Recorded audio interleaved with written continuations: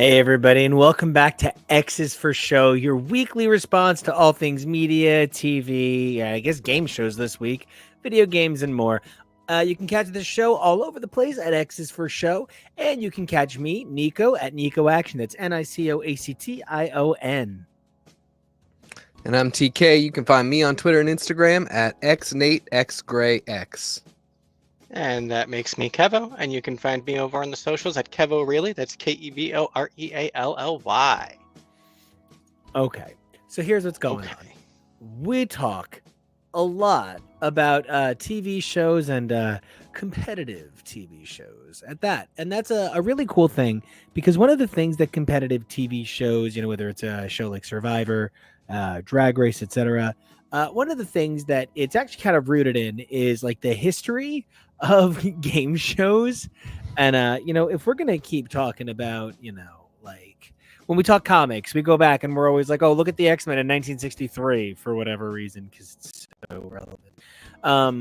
When we talk about movies, we tend to go back and say, oh, but let's not forget that first movie in the franchise, or, you never just talk about the thing that's present. You talk a little bit more about the thing. And so we're doing a little special zoom in on game shows. And I want to kick this whole thing off by starting with Kevo. Kevo, I think like most people, you knew what game shows were and liked them. You'd watch them, etc. But I don't know that you were quite ready for being married to me and the sort of like borderline requirement of watching a couple hours of game shows a day. Yeah, it's one of those things up there with cooking shows that is just something that has slowly come out over time as well as more and more. And it's you have these different things that ebb and flow, and game shows in general as a recurring theme is something that I guess you could say really does fit the bill for so many things that we both have interest in as well. When you really think about it, things like Drag Race or Project Runway are just game shows, and it's the way that they present them and it's the way that they are played that changes from each different show to each different show. And there's really so much more to the whole culture than a lot of people even consider. Now, TK, I know that you come at it for maybe a little bit less of the same perspective. Like, Kevo and I was like, Kevo, if you love me, you will come to a taping of Snatch Game. And he was like, of course. And then we went to 2. PSA, nobody got shot. And so I want to ask then, TK, you come from a very different side of things, but have your own great love for the, competitive medial arts. And what is your take on game shows? I've been trying to think about an answer to this question for quite a while now, having met the both of you and experienced a lot of game showification of my day-to-day life.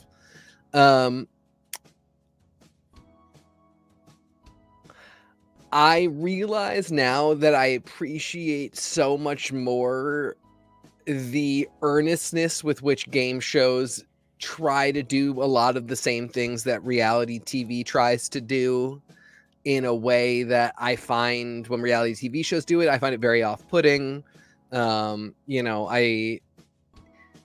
It bothers me that we don't, like the conversation about whether or not jury duty was scripted is a really interesting one to me. And they did a ton of production work. They did storyline development, but it's different than writing a show. And what they did is an art form that I want to talk about. And like what they did on The Hills is an art form that I want to talk about. But as soon as you make somebody film a call a second time that they already had on a reality TV show, it's not really reality anymore, because you're making them redo it, which doesn't happen in life. You don't get do-overs. And I mean, so, that's, I so want to talk about what is happening with produced stories and produced television and how we live for that drama. You know, drag queens that really produce themselves and their storylines on Drag Race and are vitriolic to people only because it makes for good TV and not because they are having those thoughts. That's all very interesting to me, and it's a great conversation. But in this day and age, game shows are kind of the refreshing alternative in which it's very earnest that, like, this is literally a game, and, you know, this is entirely reality by way of total unreality within the game. And, you know, that is a set that is magical and anything can happen, but the people are real and the things that are happening are real, and you can't really produce yourself that well in front of Drew Carey when he's just trying to get you to guess prices for things in like a 2-minute exactly slot. Yeah, absolutely. You know, you can come off as really crazy, or you can come off as kind of subdued, or in between. And yeah, you know, you can't really pull off a storyline of like, you know, this is what I had to do to survive. And I find I appreciate that now more than I ever really realized I did, having kind of been pushed to watch more game shows in the last year than I would have on my own time.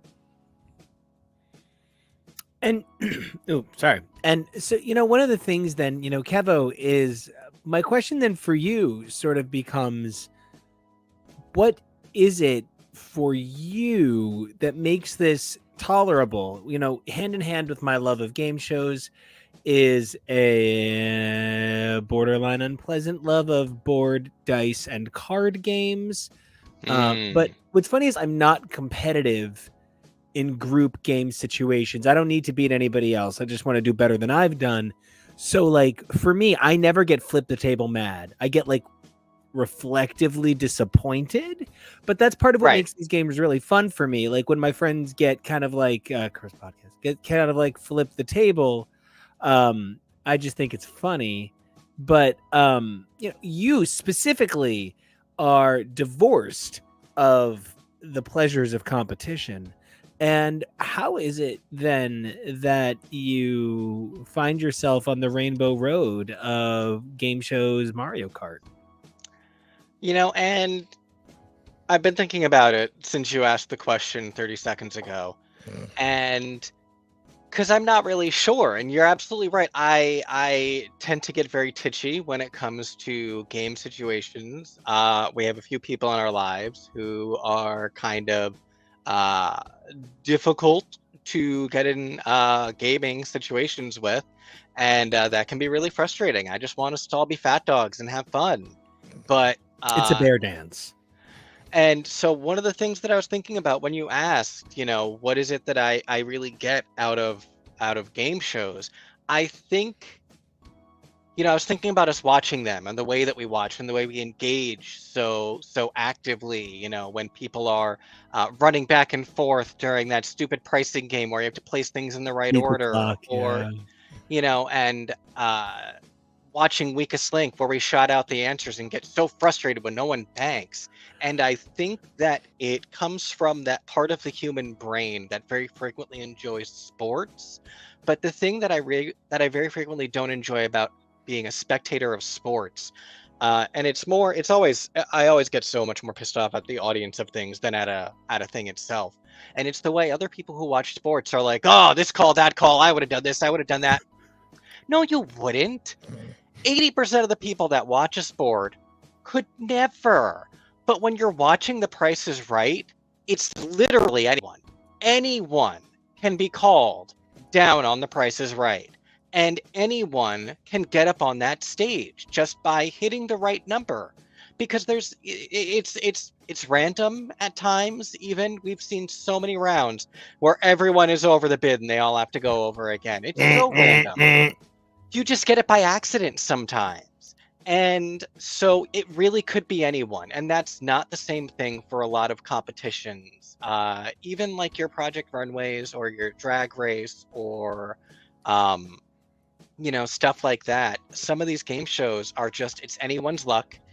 And that's what makes it more engaging for me. That could be any of us in a way that a lot of other competition programming.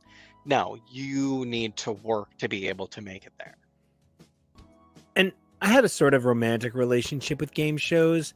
I'm super into watching other people succeed. I don't know what it is, but like, Yeah. I really get something from watching other people win. I don't take their losses so personally or anything, but like watching other people win just fills me with like a really good feeling. I love seeing people succeed. That's just like a huge core of my enjoyment factor, which is where there's a lot of TV shows I can't do, where there's contestants on reality shows where I'm just like, you are against the idea of someone succeeding. I can't do this. So that's pretty much it for me. Yeah. And I think even the same way that, it could be anyone, it could be you winning, it could be anyone winning. And so that's really cool to be reminded that anyone could be a winner. So let's jump into the history of game shows, kind of sort of a little bit, not really. Like, I'm not here to tell you guys about the DuPont network and why you should know that there was a network before Fox that was the other network. We're not going to do that. We're just, we're talking kind of lightly about kind of game shows in general. One of the things that I think the game show format represents for a lot of people that maybe doesn't get acknowledged quite the same way is game shows kind of represent a manifestation of the American dream in a lot of ways. While there's a lot of different kinds of game shows, and we're going to break them down into a lot of cool different categories, one of the things that a lot of game shows do have in common is how well do you survive a situation. By that, I mean Wheel of Fortune. It's called Wheel of Fortune, but it should be called Wheel of Secondhand Good Advice. Like, there's really nothing on a Wheel of Fortune board that isn't a fortune cookie, or it's before and after, which is like my favorite thing in the entire world. I love me a good Mary Tyler Moore. And I think, Weekend at Bernadette Peters sounds like the greatest thing that's ever happened to me. So I do think that there is maybe a little bit of pop culture involved, but like Wheel of Fortune is a thing you can walk onto, have lived your life, and you can walk out with $100,000 because Vanna White flipped a letter that was just right for you. Kevo, amazing job with these beautiful graphics as always. And so I just want you guys all to know that I'm saying that Kevo, in fact, hand drew RuPaul into this image. I'm kidding. That is RuPaul, But right? do you see it's RuPaul and it's Julie Bowen, and I can't tell who's in the middle. It looks like it might be Gail, but especially when I saw Ru and Julie Bowen, I was like, no, this is the picture I'm putting up. This is for us. Yeah, it's Gail. That's crazy. That's Oprah's friend. I bet RuPaul and Julie Bowen hated each other. It's perhaps not. I bet Ru hated Julie. I just feel like they are at the same approximate level of stardom. Julie Bowen has more money for sure, but I feel like they're at the approximately the same level of like would be noticed and accommodated on the street. And RuPaul does not like people at her level. She likes the people below her that she can talk down to, and she likes the people above her that she can aspire to and act up to. The people at her level it's a zero-sum game, and they are elbowing in on turf that needs to be hers. And I could see the two of them just trying to out-difficult each other on what temperature the AC in the studio needs to be at in a way that I'm dying to watch more than them actually play Wheel of Fortune. As a person who is very attracted to people being difficult, and as a person who on more than one occasion has said that Julie Bowen is perhaps the most beautiful woman like ever. Yeah, definitely. I mean, she is. She's very obviously, she's mommy for you. I get that 100%. But Yeah, No one's taking that away from you. Yeah. No. Oh my god. No, but I'm saying I'm super into this fantasy of her being hyper difficult on the set of Wheel of Fortune. I guarantee you she was. Gail, meanwhile, is just trying to mediate, texting Oprah like, you would not believe what I'm dealing with here. And here's what I think happened. I think Julie was sitting backstage and Vanna's practicing pressing the letters, because she likes to practice. And Julie goes, I could do that. And Rue goes, now, why would you have to say that? Why would you need to come for that white woman's job? And Julie's like, I'm not coming for it. I'm just saying I could also do that. And Rue's like, I could do your job. I could be the mom on a funny sitcom. Here's the thing about RuPaul, though. She's so 50-50, where one day she would absolutely do that to Julie Bowen, and the next day, Julie Bowen would say that in front of her, and she would go, Yep. like, Yep. which is it? So, anyway. Do you like my Rue laugh? Oh, I loved it. I thought it was spectacular. So fun. So I do Love think you, that, Mama. that these games kind of do end in that way. Drag Race also. I have a skill. I have an art. I'm good at this thing, and I want to personify this ideal. And I think that's something that a lot of game shows really do bring to the table. They allow us to win. They allow us to experience something that we're all sort of promised we'll have, and that's, Kevo, your point earlier. But in that regard, there are kind of different ways to be good at these games. There's knowledge, there's skill, there's, the difference between American game shows and international game shows where, there's that whole joke of Japanese game shows where they are wacky and push the limits. And we've watched some videos. Shout out to Lazy Masquerade, who, Lazy, if you're watching, because you have the best channel on the entirety, you and Did You Know Gaming, best two channels. Us, right? We're the holy trinity of YouTube. Lazy. We are the Gargoyles, Batman, X-Men the Animated Series of YouTube. If you have any more of those Lazy plushes, man, I'm so sorry I slept on that. I'll pay it. Just let me know. Lazy Masquerade, best creepy channel on the internet. He brought up an amazing thing about how sometimes Japanese game shows perhaps go a little too far. And there was a Japanese game show where a guy was like trapped, basically Truman Show style.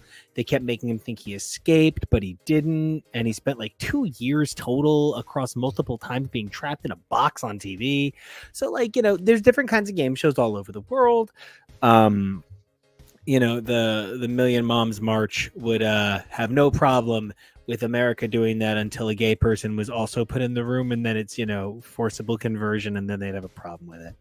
So and then of course there's also things like food competitions, which make up 2/3 of my preoccupied thought space. Yeah. I think about food all day. I think about food competition. I was going to say, hold on. There's two different things at play here. You do think about food all day. But that's very much a background process. I love food. Food competitions are like next level you think about all day and in the forefront of your mind. I really do. And I think about a lot of different kinds of food competitions because there's multiple kinds of food competitions. Oh, yes. I mean, that's like a big part of this whole thing. And that's kind of the magic of game shows and the history of game shows. And so thank you all so much for hanging out for the pre-show part of the attraction. Now we're going to get in our Omni-Mover vehicles and we're going to trek down through some classic game shows. Now, I tried to focus on a list of what made up the American electorate of game shows. One of the things that I do have to acknowledge is I'm a Goodman Todd boy. I'm a Merv Griffin man. I grew up on, the standard basic American game show populace.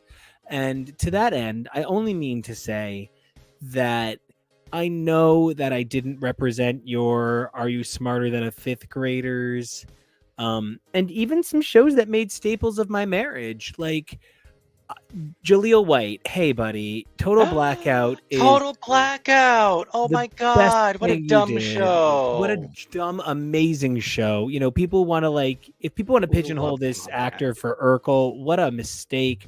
When he made Total Blackout, which could have been the dumbest show in the world, kind of fun. He made it worth watching on Sci-Fi, 10 o'clock on Tuesday nights. But I'm telling you, sometimes if it was like the in the dark sequences, you could really hear the Urkel. So He busted it out like once every 6 episodes. did I do that? All right. Let's kick this off with the cultural staples of video game gamedom. Cultural staples. Cousin to Val Staples, who works in comics. And the family that founded Staples. Yeah, who to actually against the Waltons and Walmart. Little known fact, the Staples family started the first ever American hole punch company. I'm starting to not be able to tell if this is real. No, that was not a bird's eye situation. Every now and then when I watch like, cause God, I love to just like lay in bed and watch like the Foods That Made America. God, it's so good. I think I've seen every episode like 36 times at this point. But when I get to the episodes where like it's about Clarence Birdseye, I'm like, come on. Are you going to tell me that there's a Jack Hungry Man? This is absurd. I hope so. I am Jack Hungry Man. It's just one of those things we don't talk enough, historically speaking, about people who don't have last names like, Michaels, Douglas, or Johnson. We focus on Adams. We focus on these very basic names. And there's this wealth of American culture, especially among native names like Birdseye. They get a little bit erased from the history books, a little bit. By that, I mean a lot. And so, yeah. The greatest thing now is carry over Indian names like Ice Cream Walla, which is a real last name. Ice cream sales, but yeah, there was this kid in my dorm whose last name was Ice Cream Walla, and the RA was like, I have to be getting this wrong, right? And he was like, no, it's my last name. It's fine. Thanks, though. Well, let's talk about these staples of American culture, right? I want to start with, it maybe wouldn't have been so hard to lose Alex Trebek if it hadn't been at a time in American culture where knowledge was considered the enemy. If we had lost Alex Trebek during the Obama administration, Obama would have come in and been like, well, I think we can point my thumb at it and solve it, because he was the coolest guy and he had plans. And like, even if it wasn't like, not even in a political way, but like Obama had a way of seeming so chill that stuff wasn't a big deal, but it felt like knowledge was the enemy during the Trump administration. I like how you say was, like we don't hate it even more now. Well, it feels a little bit, Joe, we did it maybe for at least one category on the board. So I feel like maybe, if Mayim Bialik was really just willing to take the world upon her shoulders, we might have been okay, but... Jenna Von Oy was one of my earliest crushes as a kid, by the way. She was like a Shiksa goddess. It's one of those things where, like, you can't manufacture a Mr. Rogers. You can't manufacture an Alex Trebek. It's not Mayim Bialik's job to step up and be the next one. She'd be great. We love her. There's a lot of people we love, but like, also, wasn't she one of the ones that like spit fed her baby or something? Like, she does some weird parental practice stuff, but you can't manufacture an Alex Trebek or a Mr. Rogers as a producer, but you can be one of those people by just being very earnest and sincere and kind and upfront. And the thing I really love about Mayim Bialik is that, though, I feel like those are her qualities, and she has some weird baby stuff, but like all of it is fine. And it's she always comes at it like, yeah, this is what we chose to do. I don't want to sell you a book on it. I'm not saying you should do it. I read about it. I figured this was made sense to me for how to raise my baby, and my kid's really happy. I hope your kid is happy. And next question. And specifically answering those questions was where I was like, oh, it's that same kind of, I get why she's good in this role. It's that same kind of sincerity where you're not saying you have to be squeaky clean or perfect or do anything right. You just have to be good-natured and upfront and honest. And I think that like she's a really good example of somebody who represents that in a way that these people that came before that are no longer with us, that, yeah, you are 100% right. You can't manufacture them. You can't be a producer and come in and say, you need to come off really earnest. Otherwise this isn't going to work, because that just gets us nowhere. And like what I really mean too is like you can't. It's a calling. Someone who decides to devote their life to being an Alex Trebek. Yeah. You can't force someone into it. You can't just like it has to come from such a genuine place, and it has to be such a choice. It's why LeVar Burton is also, I think, such a great choice, because he's someone who is so dedicated and passionate about his projects. And that's such a huge part of it too. Mayim as well is someone who, when she is dedicated to a project, is so dedicated and so earnest. And we need someone like that. It's what the good ones really bring to it. Yeah. And I think something that needs to be said about the great Madame Blossom is that she manages to be a woman of her faith without being like, hey guys, do you know what I always like to do after a successful anything? I like to sit down and sing, my God is an awesome God. You know, she's not like, it's about making you understand my faith. She's like, hey, I have faith and you can have whatever it is you have, and I'm here to support what you have, but I'm also a woman of science. So please don't tell me what my faith is, and please don't tell me what my science is. She manages to create the narrative of a fully complex woman, which is something that very few celebrities can do, male or female, create the narrative of a fully complex person. It's where people get very on Chris Pratt about his religious ties. They did the same thing to Madonna when she suddenly discovered Kabbalah. You know, when it seems inauthentic, religion is an ugly thing. And I think that's something that Mayim Bialik really provides beautifully, an authenticity of self that I think makes it cool to be like a young Jewish woman and be excited to share your faith and still love science. Yeah. And I think that's a cool balance that she manages to promote. So, you know, enough about that. What is Jeopardy? You know, Jeopardy is the basic quiz show. There's really not more to say about it. When I say I want to do a grid, I say I want it to look like the Jeopardy board, because everybody knows what I'm talking about. Everybody's played Jeopardy in fourth period physics class. Everybody's played Jeopardy in you have to go to that You Drive Angry road rage seminar class. You know, so we all know the Jeopardy model. We've all seen it everywhere. So it's that game. And good. I was just going to say, it's the standard. It is.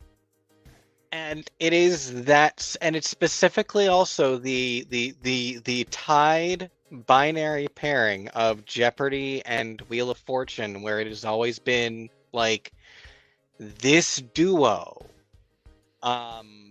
Gosh, for our entire lives. I can rarely think of one without thinking of the other, even if I do think of them as completely separate entities. Yep. It's hard not to tie them together as the two classic long. Like if these two ended, I have no idea how I would feel about television at this point. It would be like saying you're canceling the news.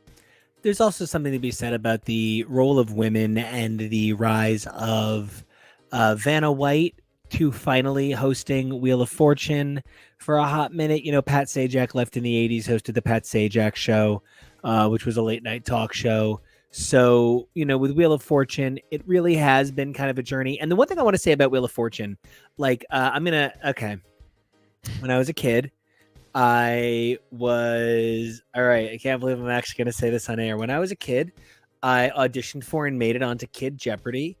And I was on the Game Show Network version Kid Jep. And Jep was canceled early. And so while I was provided like, oh, you're going to film, here's your filming date, my episode was canceled. But they, you know, hurtled us into a little hotel ballroom. and you answered the quiz, which I thought was like remedial, and I thought we were gonna get like another quiz, and it turned out like the next thing was just mock game. But like they clearly didn't understand because like 62 of us like made it to the next round, and they had to like, but anyway, so I do have like a really romantic understanding of Jeopardy as a kid who like did the Jeopardy process and was part of the Jeopardy experience, and got to do the backstage thing, and it was a really cool experience. But kind of fuck Jeopardy because there's an elitistness to it. Like Jeopardy tests such specific knowledge that is treated as primary and paramount by specific schools of thought. Wheel of Fortune tests good logic. It tests good knowledge. And I'm really positive on Wheel of Fortune. So one more time, I did do Jeopardy as a kid. Did not make it to filming because the version I was going to be on, Kid Jep, was canceled. But Jeopardy, a lot of fond memories, really cool backstage memories, really nice producers. They treated the kids really well. We will be creating a superhero named Kid Jep, just so I'm going to throw that out there. We should. It was great. But let's move on to Wheel of Fortune just for a minute before moving on past that. What do you guys think of Hangman for $1 million? Never cared for it. I like the colors and the physical, but they're so stingy. I feel like the most headlines I see about Wheel of Fortune, and especially the last 5 years, are, "Can you believe this dick move that Wheel of Fortune did for someone lost?"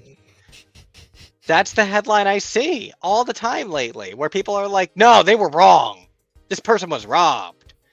Oh my gosh. And that's too... It's Hangman. Calm down. Yeah, no, I would never want to go on this show. Not Black Lives Matter. I would never want to go on this show. It seems too stressful. So here's my thing. I neither like nor trust nor want to spend time watching old white men, and I have felt this way for a very long time. Alex Trebek is the exception that proves the rule because he is the goodest man. Pat Sajak rubbed me so the wrong way. I didn't know what to do with myself. Like, it just 5 years old. I knew something was wrong. Vanna White just being silent also completely rubbed me the wrong way. I love that things have changed and Vanna White like has serious stake in the show now. And but in our childhood, she was a living Barbie doll. When I came to this country, there were two things I read when I first came to this nation. Stop. Number one, I read Common Sense by Thomas Paine. And number two, I read Vanna White's autobiography. Why? Because it's a hell of a book. Yeah. And the fact that Vanna White has gone on to have a career where a book would be involved really does kind of prove the point that like she shouldn't have just been sitting there flipping the tiles and being quiet. And so I love the gameplay. Yes, it is Hangman with prizes and money and betting. But it just so rubbed me the wrong way. I'm also the kind of where Hangman is not a good game for me. And so, yeah, I get that. A few times, like you're in your living room being like, I don't know. And it's literally THH blank US blank, and you can't figure out that it's the house is embarrassing, and then you just never want to watch again. So you give up on letters. It just completely gave up on letters. I'm a numbers man through and through. No, I'm not. So yeah, I just it always rubbed me the wrong way. Now I enjoy it a lot. I mean, every game show that rubbed me the wrong way as a kid, I now think is very interesting and cool because of you guys, with one exception, and it's the worst exception to have, and we'll get into it in just a second. You're gonna say TPIR, aren't you?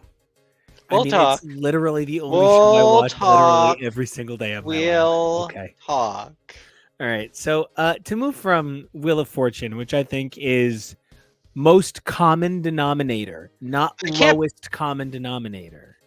I can't believe it's not this next one that you have a bigger problem with because of how awkward this one frequently is. And that's even the thing. If I think Wheel of Fortune is most common denominator, again, never lowest, most common denominator, phrases that people recognize, I think this next one actually tests that.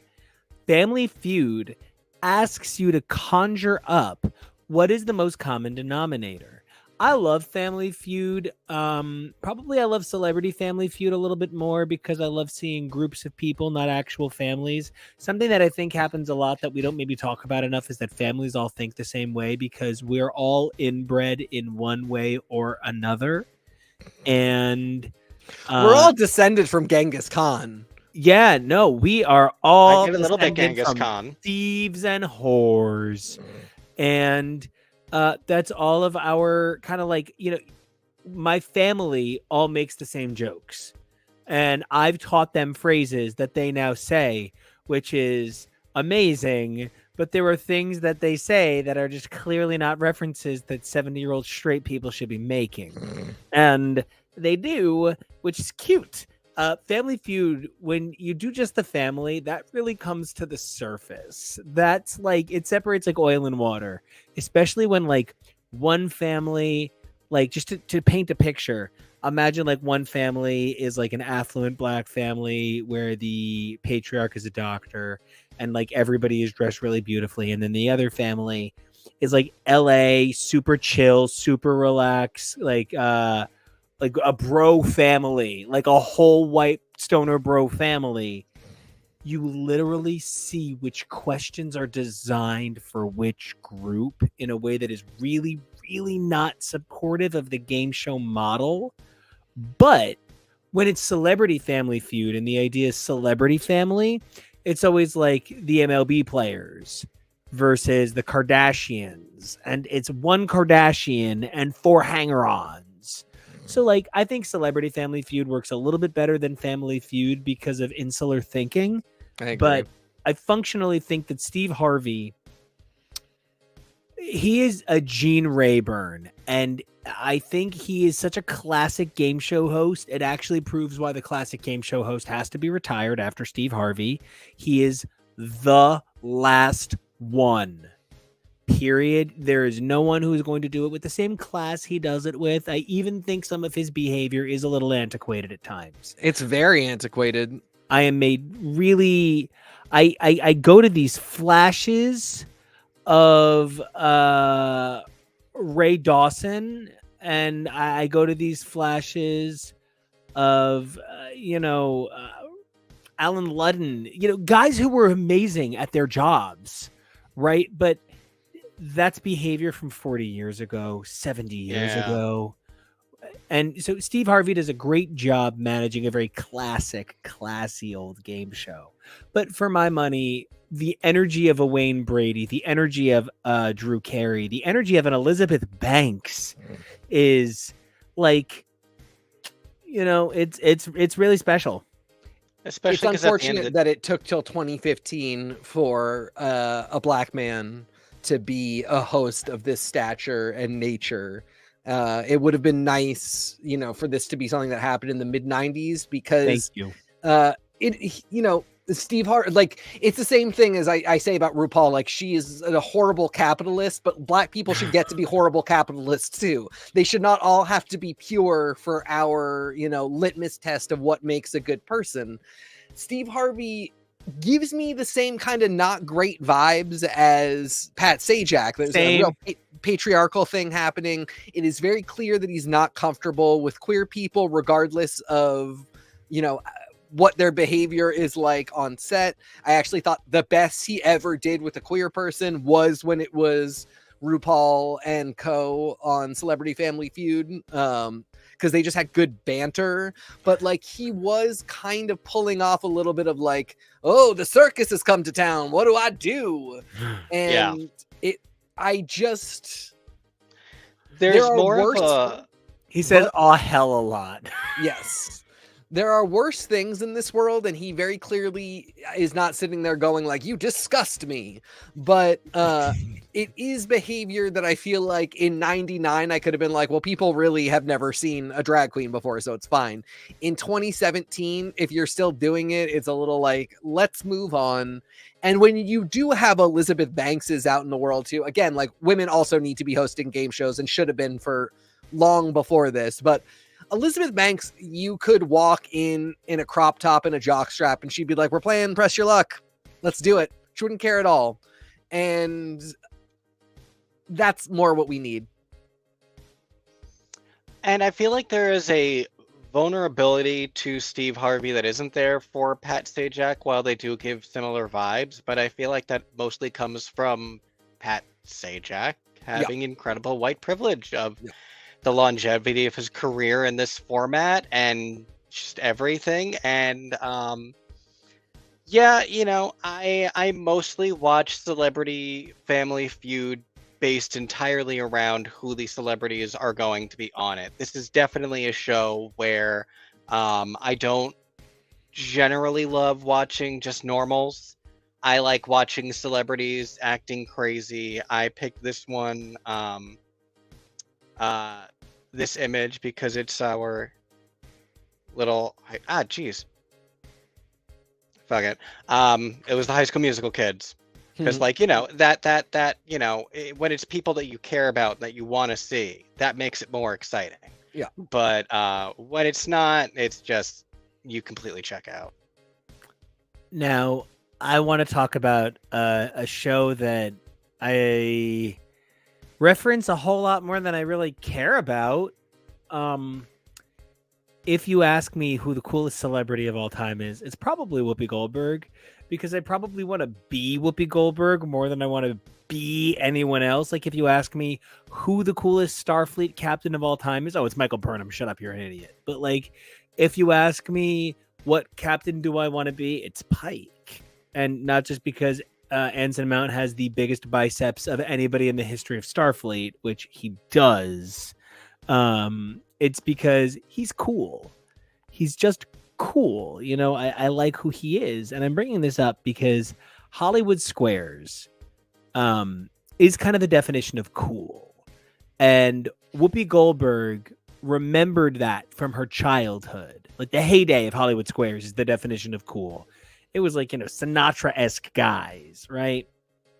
And so Whoopi Goldberg, like, bought Hollywood Squares and brought it back and had it on the air for years. And, like, The Nanny appeared, other sitcoms appeared. You had Gilbert Gottfried, you know, just like shouting at people. You had Penn talking. You had Teller not talking. It was quite a show. But anyway, the whole thing here is I love to say circle gets the square more than I love to blink. But the whole point of this game is the celebrity lying?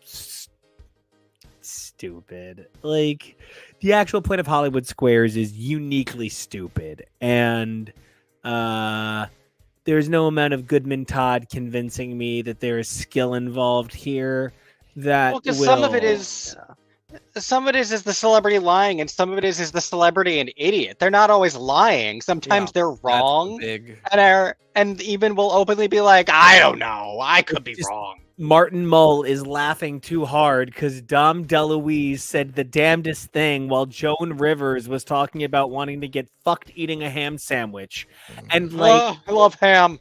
No, terrible. Give Melissa work. So anyway, Hollywood Squares. Yours was a little Megan Mullally. When is it not? So I don't know. Hollywood Squares not a big one for me. Anybody here a big Hollywood Squares man? No. When we put it in conversation with Family Feud and Celebrity Family Feud, I do like that they cut out the middleman and went right to celebrities and recognized, you know, the show wouldn't be interesting if not for some characters. Robbie from Des Moines, do you think this is a true statement? It's like when I was a teenager and they would have the audio commentaries on episodes by the writers instead of the actors. It's like, I don't know who these people are. I'm a child. Right. So yeah, I mean, I do appreciate that it's like we're gonna cut out the middleman and get right to the celebrities. This is one of those shows that like I feel like it could always have another renaissance if there was kind of some effort put into understanding what the zeitgeist is at the time. Like, I think West Hollywood Squares featuring nothing but drag queens could be a fucking huge. nailed it. Like, there are pitches for this show that I think would be brilliant, but they really wouldn't look anything like previous Hollywood Squares, and they maybe would need to be on cable, but I think they could do numbers. YouTube, I would kill for Alyssa Edwards as the center square on a Hollywood Squares on YouTube. You know, Akatia, like any of these women who have proven their personality. Michelle Visage hosting as well. Like, you know, not to take anything from Rue, but we can take a few things from Rue. She's fine. Let's get Michelle that money. that's kind of what I want to say. Or like give it to a Ginger Minge who I think could do the first segment in drag and the second segment out of drag and would be great at it, you know? And that's kind of like the art there.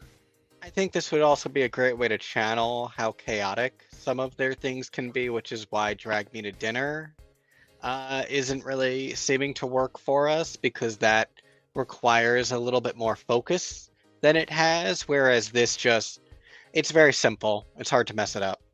Well, I mean, I'm so sorry. Well, no, please. Drag Me to Dinner. What's the point? The point here is win celebrity tic-tac-toe while the celebrities drink absinthe. Yeah. Like, the point of Drag Me to Dinner is drinks monsoon, drinks absinthe.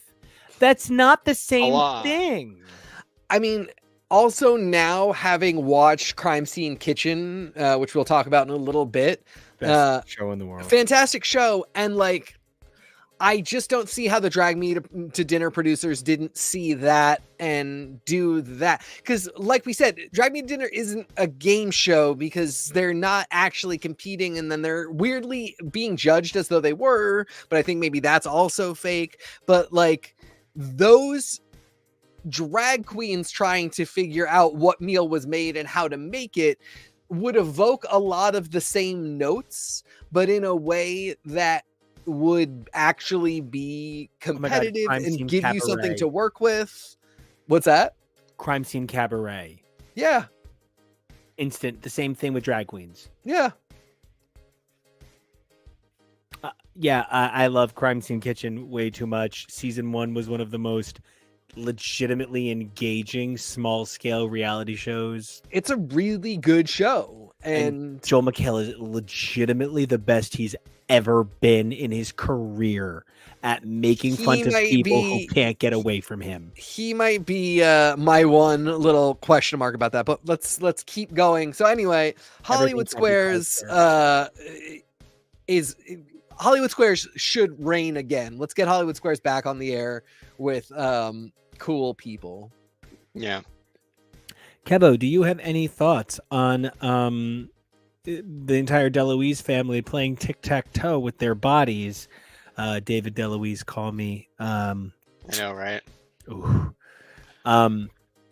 Before we take a look at what I was expecting to be the hardest sell of all of the shows that matter to me, but Jane Lynch made it the easiest sell in the world because she's so charming. She's so good.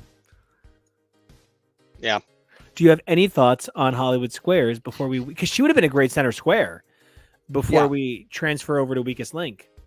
I don't have any experience, so I'll show you some like good 60s stuff.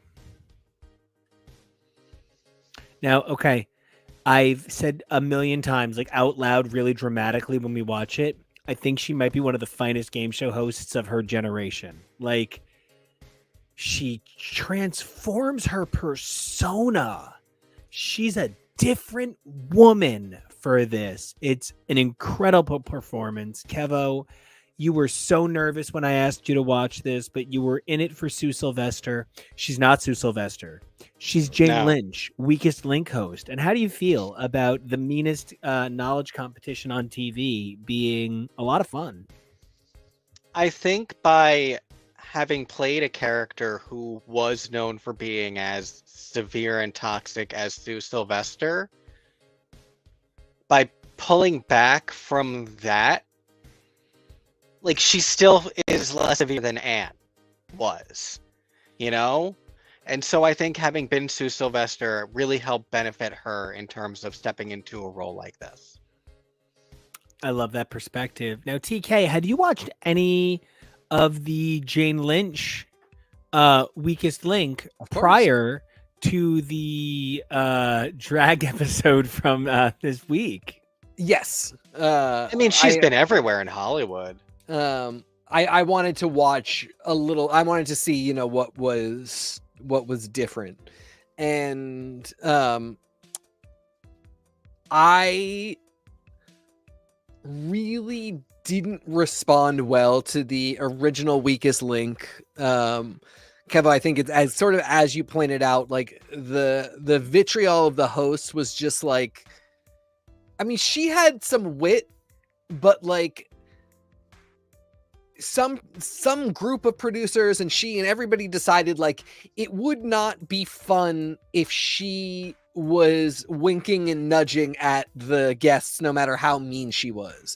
She should always come, like, even if you could say she's having fun being mean to them. And of course it's a character and it's a show, so you know it's not real, but like the mood was not enjoyable. Yeah. It's hard to watch. It is hard to watch. And Nico, to what you said, I think it's a different persona, but the persona is the ultimate Jane Lynch.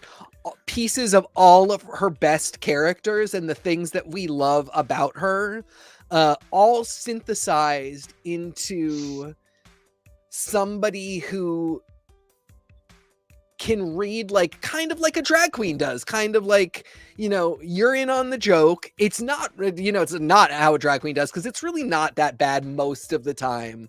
And when she really goes in hard, the hardness is like, you just lost the money. Like, it's not like you are the stupidest person I've met. And you know, that she was Sue, who would say the worst possible version of the insult, and that she does it now as Jane Lynch game show host, who is in that same lane, but driving at a reasonable 40 miles an hour as opposed to 100.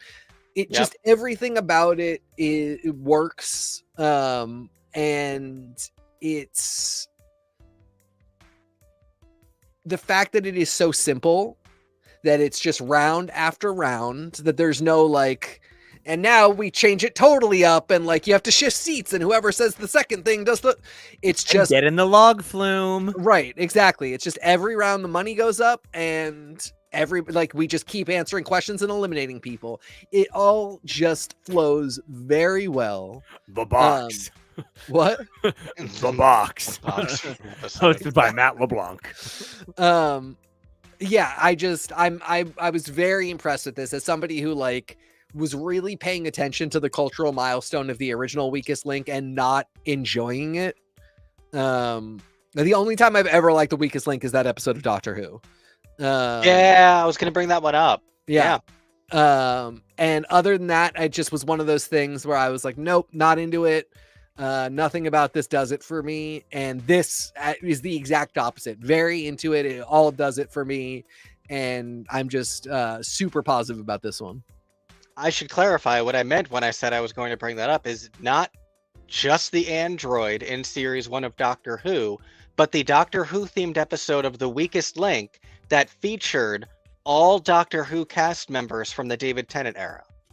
And like, that was a really cool thing. And it was all Doctor Who questions. But like, even in that, if it hadn't been the cast of Doctor Who and literally David Tennant and Camille Coduri, who plays Jackie, and people that I really loved, Anne is such a dick. Yeah. And it's really difficult to watch. Even when Sue is being like kind of sassy, people all are naturally, we love you, Jane, you're great.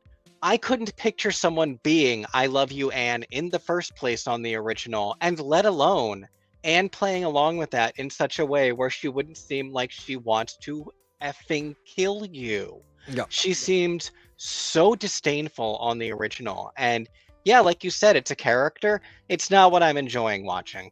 Yep. It's making it just makes it really difficult. And I think something else that helps this version versus the original is I remember the original version being a lot more like genuinely competitive, whereas it feels like most of the people on this weakest link are truly idiots. They're never going to get the upper echelons of the prize money. And, you know, people actually were competitive like that for that level back when this was on the air when we were younger. And I don't think there's that expectation anymore.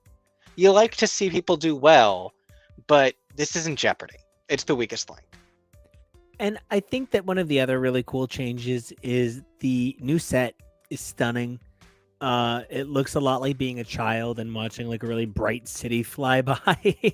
It's so ensconced in darkness with such bright peaks.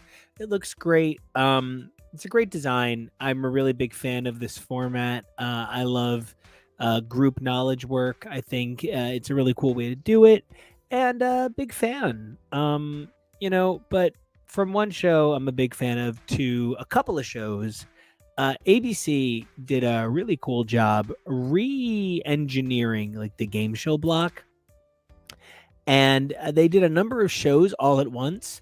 And Press Your Luck, $100,000 Pyramid, and the RIP Match Game, which again we saw 2 tapings of. So fun, so good. I got to sit near Melissa Fumero, which is the closest I'll ever get to my wife ever in my life. You made the getting shot episode, but that you made the getting shot joke, but we were there for the cop episode. Do you remember that? That was we were, and Mario Cantone was there for no reason. And Mario Cantone is like, yeah, my agent just booked me on this one, but we worked really hard, and we found that I was in an episode of Law & Order for one scene for 6 seconds, and I have one line of dialogue in 1996, so let's show it up on the prompter. And so he's there for it, and it's actually just that Mario Cantone, being a good old New York faggot, just did the New York game show circuit really beautifully. He was an old school New York faggot in the spirit of the great old school New York faggots. And by that, I mean, Daddy, call me for a good time. Anyway, so to Press Your Luck and $100,000 Pyramid, I actually put these specifically in the category of deluxe celebrity shows more than anything. These are about the celebrity interaction. These are really about, I'm a normal person and I'm playing alongside Kathy Najimy. Why do I bring up Kathy Najimy? Let's talk about it.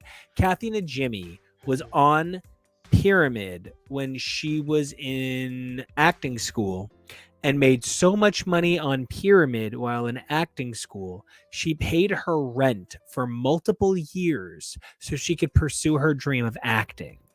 And that is why she did 7 episodes of $100,000 Pyramid, because she wanted to help pay that dream forward. It is of note that she held the record for 2 of the 5 best games of the Michael Strahan era. She is an unbelievable Pyramid player. She is quick. She is sharp. Same can be said for Cheryl Hines, Bobby Moynihan. Seeing celebrities be sharp on $100,000 Pyramid is really incredible. Now, the way that I feel that Press Your Luck is celebrity interaction is whereas Michael Strahan acts as the host. With Match Game or Press Your Luck, the direct engagement with the host is the thing, is the driving factor. So I think Michael Strahan is one of the most phenomenal celebrities we've gotten from sports ever. What a great guy. What a lot of fun. Charming, intelligent, so handsome. I think that he's not the draw the way getting to sit opposite Bob Odenkirk and being like, oh my God, Saul's helping me win $100,000 is the draw. Yeah. I think Elizabeth Banks is the draw. I think, you know, that's Jack's wife. That's Jack's baby's mama. That's, you know. Effie Trinket. That's Effie Trinket. That's I forgot the Playing character's Caesar name in Flickerman. Pitch Perfect, but Yeah, yep. she's also producer of Pitch Perfect, and She's like the worst Bosley ever, if you think about it. Or the best. I don't or know. the best. Yeah. She's the person who points out that Spider-Man and Batman keep getting new movies no matter how bad they are, so it's absurd to think that she shouldn't get another Charlie's Angels, and I completely agree. Oh yeah, no, Elizabeth Banks can do no wrong. I say that facetiously, but anybody. Oh who no, I made- know, and she's a fantastic host. You literally watch me sob watching yes. Press Your Luck. Yes, Sob. which I don't share those emotions, but I really enjoy watching it, and I think that is not an easy sell. That show is not an easy sell. I don't think conceptually it is enjoyable on its own. I think she shepherds you, the viewer, and the audience into a really good time, and her vibe is a big part of what makes it good. I think the producer should actually tell the audience to cool it. And the players, like the players are often giving me a Price is Right freak out vibe that I'm not really wanting. But Elizabeth Banks is there to keep the keel even. Big bucks, no whammies. Big bucks, no whammies. Stop! Ah! Is that how you would do it? That's how everyone does it. Yeah. Kevo, when Yeah. when pandemic struck, we were in a not great place mentally. But one of the things that was crazy is our game shows came back pretty quick, and shows like Press Your Luck, watching everybody from the state of California press a buzzer between two plexiglass dividers actually brought like a lot of comfort. What is it about these shows that works for you? Me? Yeah. Okay. These two in specific? Yeah, just like, the mainstays and throw in Match Game. We just didn't put in a slide for it because why put such an easy target? Pretty loaded topic.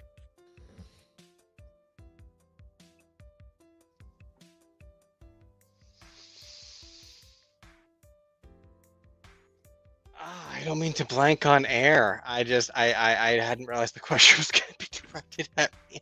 I'm running the board. No, I'll give you a minute. Like while you're getting yourself together, one of the things I think is so funny is that Press Your Luck even has the whammy, which is like a character unto itself. I think the whammy is the most annoying thing about the show. Yeah. It wastes my time. I just want to get to more show. If you just went wah, wah, and then like went back to the show, it'd be fine. But I get why the animation is part of the game. People just want to have a good time and think the animation is silly and fun. And like, Kevo, one of the things, like we watch like 22 of these a year, along with like To Tell the Truth. Why do these shows work for us? Press Your Luck is a weird one though, because only half of Press Your Luck ever works for me. I don't care about the Q&A part. You care about the part that just got added to this version. What? Like I meant like stuff, the pressing in general, but yeah, absolutely. True. Yeah, you're right. It's the middle part that had always been there, and then this new end part that adds so much more to it.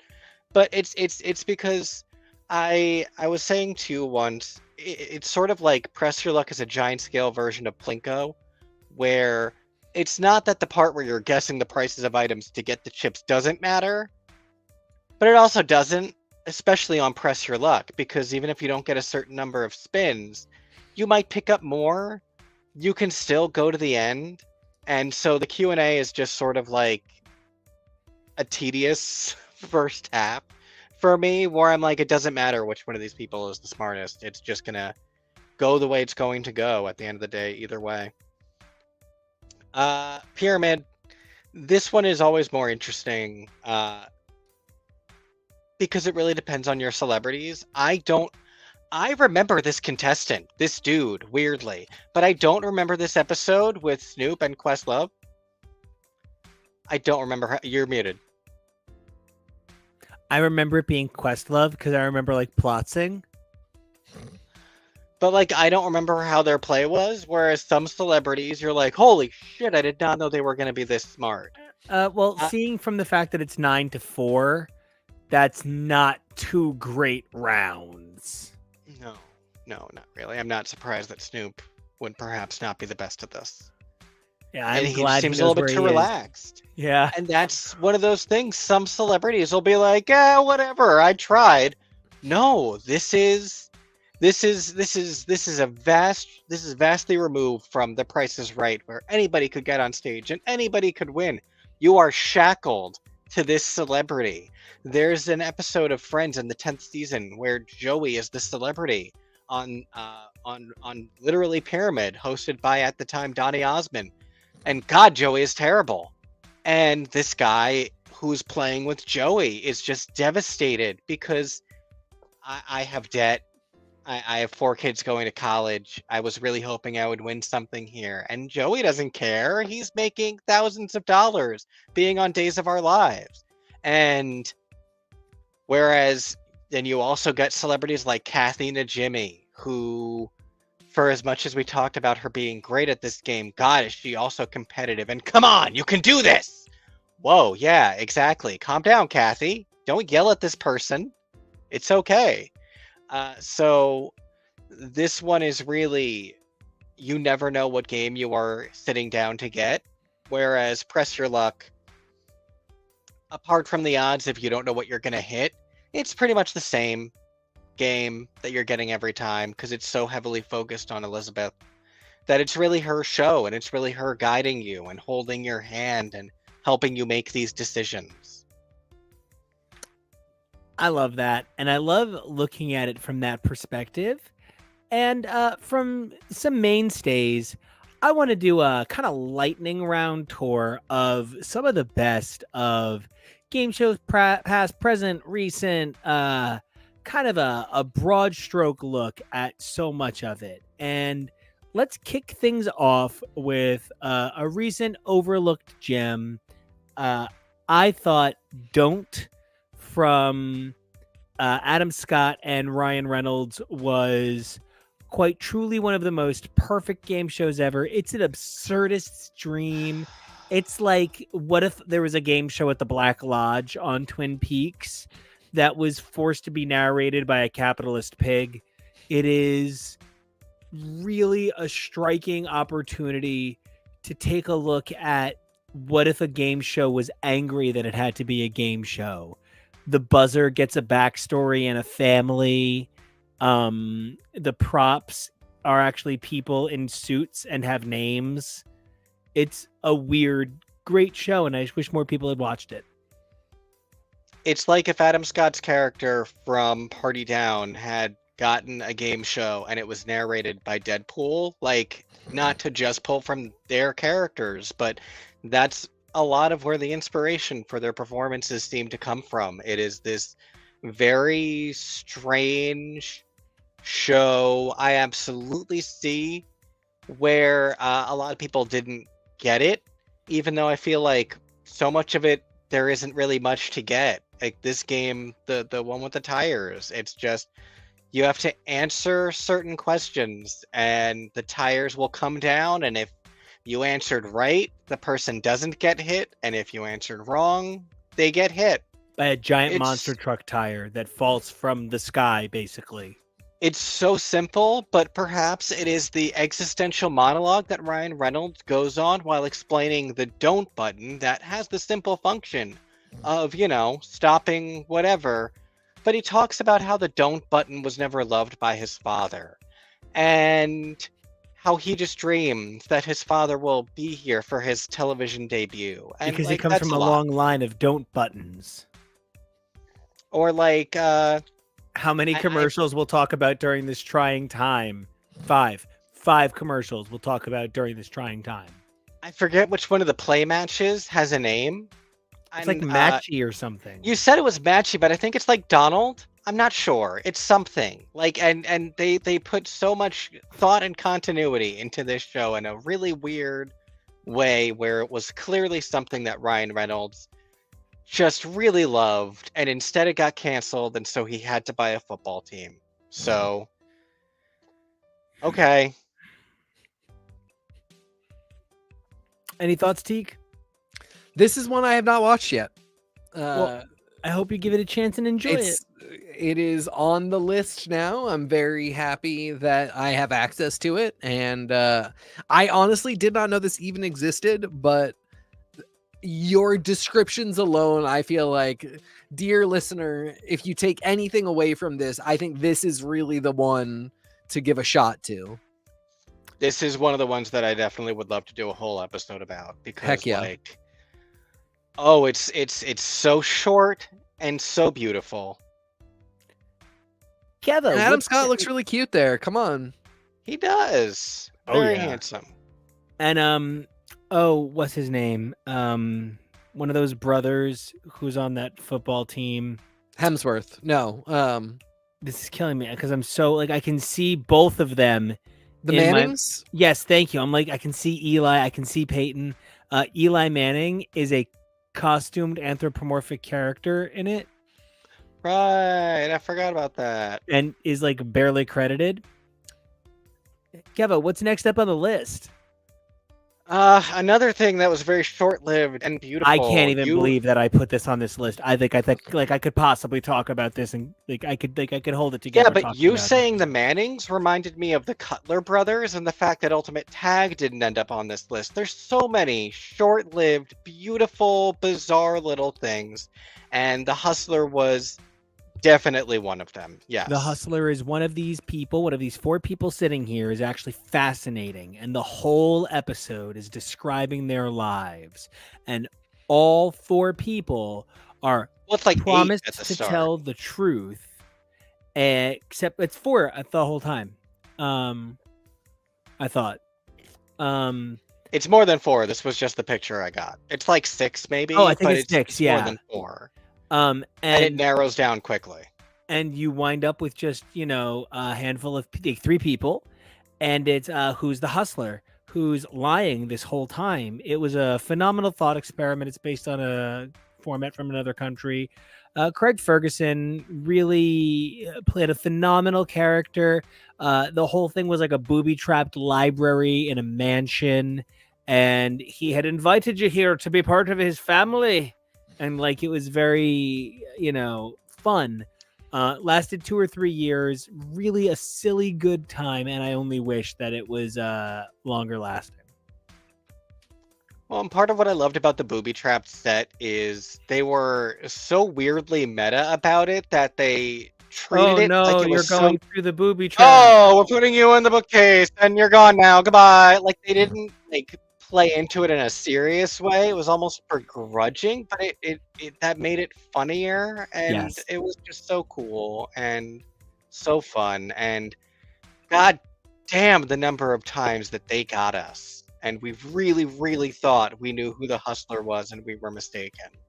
It's another one I would love to go back and rewatch because really interesting. Don't the Hustler. We'll do an episode called Don't the Hustler. TK, there's another one that I really recommend that you go back and watch if you get a chance. It's just a great thought experiment in how to lie to people about who you are without actually telling that many lies. I love it. I'm there. Keva, what's next up on this super cool list of super cool shows? Oh, okay. So this is, I think, the closest thing I have to church. The Price is Right is like, the win prizes show of all time. You win everything from a car to a set of golf clubs to a jacuzzi to a vacation to money to nothing to a pen, because sometimes it's like you could win the $19 prize, the $190 prize, or the $19,000 prize, and some idiots win the $19 prize. I say idiots lovingly.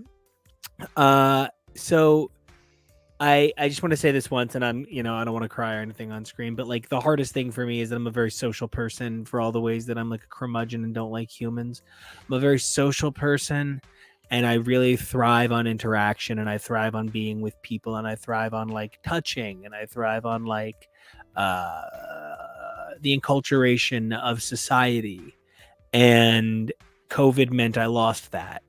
And I have this really clear memory of being a kid and Letterman coming back after 9/11 and being like, does any one bit of this make one damn lick of sense? And then just trying to like go forward. And I have this really clear memory of Drew Carey being like, I don't know how we're doing this. I can't believe we're doing this. We're doing everything as safe as we can, but we had to come back for you guys. Like, people need something to feel good right now. So a lot of our first episodes are about first responders only. A lot of our first episodes, you have to be a first responder to be on, or you can't be on it. And, you know, Devin, Jimmy, Alexis, Rachel, Manuela, and Amber, all 6 did it. George, Drew, oh, mighty sound effects lady, every big shot over on this show was like one of the very few things that pulled me out of feeling hopeless during COVID. And it's the kind of thing where, like, you know, Drew Carey knows he has an effect on people, but he can't know that I was like giving up. And this one little bit of normalcy came back. It's not that it was perfect. It's not that it was the best the show had ever been or anything. The new set was cool. The new design was cool. And I love that they purposely keep seats apart. It was just cool. And I'm very grateful. Kevo, I know you have a similar relationship. And TK, I know you have the antithetical relationship. So for you, the price is so wrong. Guys, talk to me. TPIR me.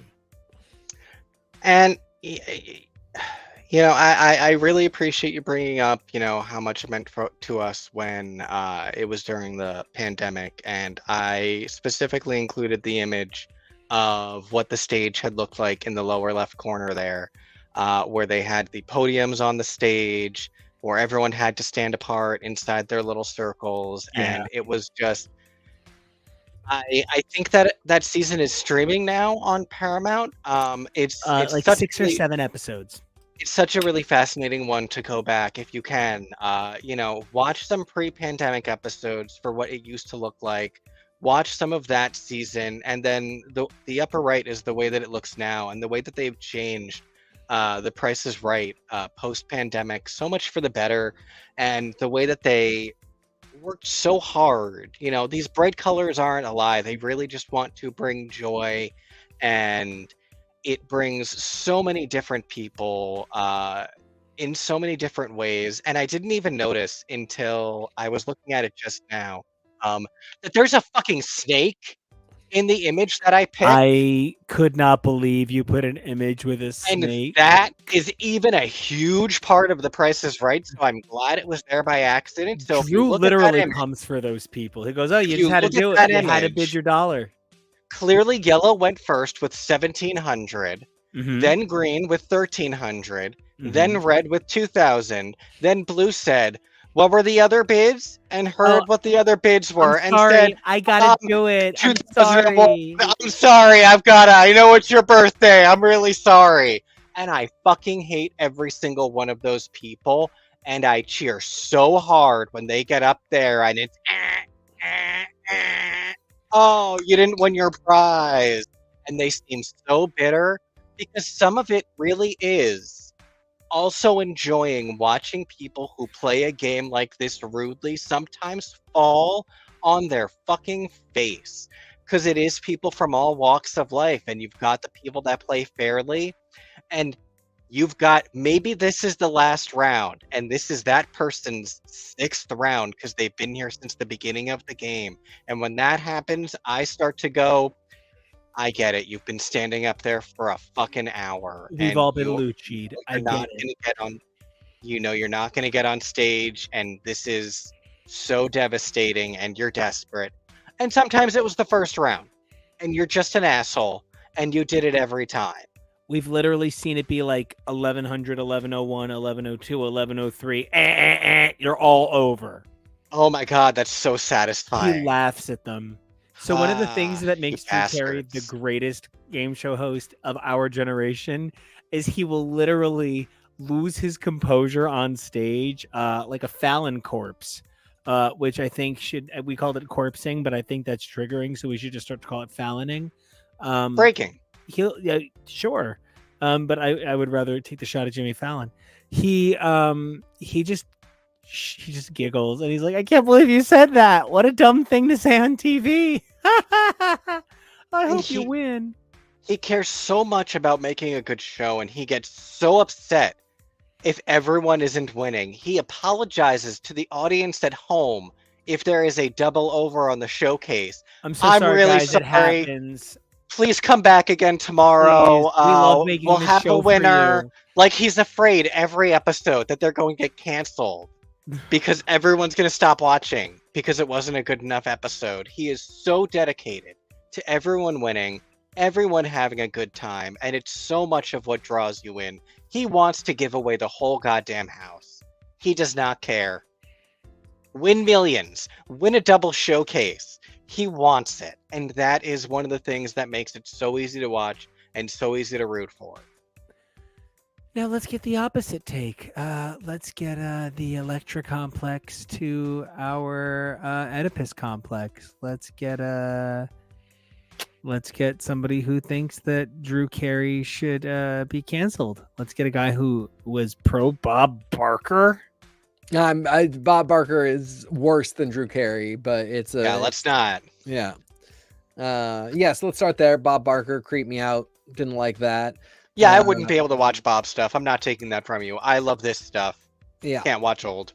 I don't like the aesthetic. I don't like the freaking out that everybody does and like screaming and jumping on stage. That's weird. I love it when they run past the staircase 2 or 3 times because they're so excited they've forgotten how to use their eyes. Yeah. People are maniacs. I don't like the aesthetics of the set, and then I also don't like the aesthetics of a lot of the prizes. They are things that when I see them, I don't want them in my home. And if it's a car, it's fine. But like a lot of the like dinette sets and like a lot of the I don't want this whole living room. I didn't pick this. I did not pick this. Where am I going to put this sauna? Yeah, and it's like, an apartment. Oh, great! An above ground pool, fantastic! An inflatable above ground pool. I don't care that the boat has a bimini top. I'm in a landlocked state. Yeah, like, oh, good. I'm a top. I need a bimini bottom. A pontoon boat, fantastic. My dream.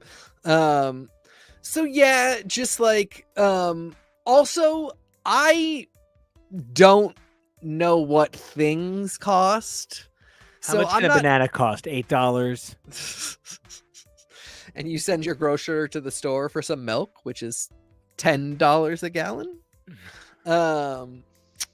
Yeah, no, I don't know what things cost. This is what makes me think about that, though. This is like what has helped, like not helped, because so many of the prizes are chaotic, but like, sure. It's only by the experience of watching that I'm like, oh, nope, that bid's too high. Right. I definitely get that. I know I could settle into that aspect where I had to watch it more. But yeah, I also don't like the music. Yeah, I don't love anything about The Price is Right. The one episode that you made me watch that I did enjoy was the one that you guys did not like. Rachel Brosnahan managed to make she was The Price not is helpful. Right truly painful as the guest co-host. Her screwing up the show was the one thing that for me got it on track, and the pantsuit. Well, speaking of things that keep shows on track, Wayne Brady's abs. Wayne Brady is one of the most beautiful men to ever walk the earth. So that he hosts Let's Make a Deal, which, okay, we have to talk about this really briefly, really gingerly. Kevo maintains that he doesn't understand how what is, in my opinion, the simplest game show of all time operates. And so he doesn't want to understand it till after he's 40. And that's a deal I'm we've not made. learning it. I'm just not learning it.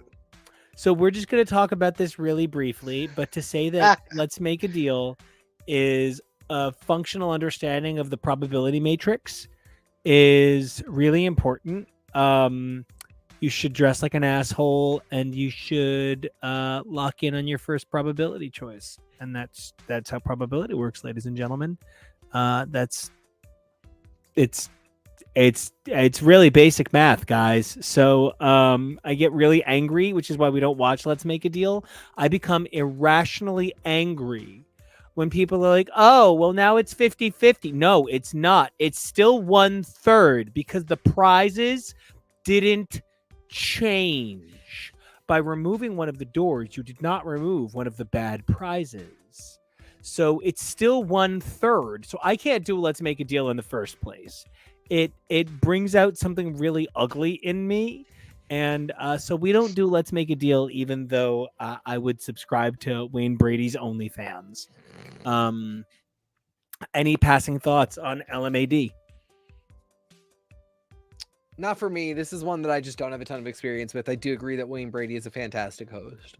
Oh, and he's such an incredible singer. He was so great in Chicago. Just really, what a talent. And I really get you where this is one where strategy actually could really pay off for you. You know, Price is Right. The only way strategy can pay off for you is if you study prices at grocery stores and like department stores all the time, which sure you can do, but then that is a very specified skill as opposed to Let's Make a Deal being mathematics, like you're saying. And so it's very frustrating when, yeah. So our next show, I did not know. TK, did we watch this together? Did you click an episode on your own? I don't remember watching this one together. So I feel like you checked this one out on your own, which is very exciting. I think Crime Scene Confidential. I said Crime Scene Confidential. Jesus Christ, that's a show I watch on Discovery. I think Crime Scene Kitchen is one of the most exciting, energized ways to take a look at cooking. I love the fake clues. You can see that the eggs were never cracked. Curtis, I forgot about the fake clues. So hot. I just, and season 1 is one of the most fulfilling wins of a season-long reality show like ever in my lifetime. I just think Crime Scene Kitchen is a win, top to bottom, across the board, and that this is Joel McHale being the best you're gonna get from him is charming. I really agree with all of that. This is the best that you're going to get from Joel McHale today as a host. The fact that he was Joel McHale, host of The Soup, before he was any of the other stuff, sort of blows my mind that now I can't really get behind him in most things. I don't know how he did a unlikable role so well it became likable, but then he became less likable the better he played Jeff Winger, and everything after that has not been good to me, and he just increasingly seems like not a nice dude, not one to watch. He is the only person that the hair plug surgery was so successful, but it doesn't look good compared to how he looked before. And I feel like he was like, it worked the first time, so we're going to do it 16 more times. And now he has like 2 full heads of hair.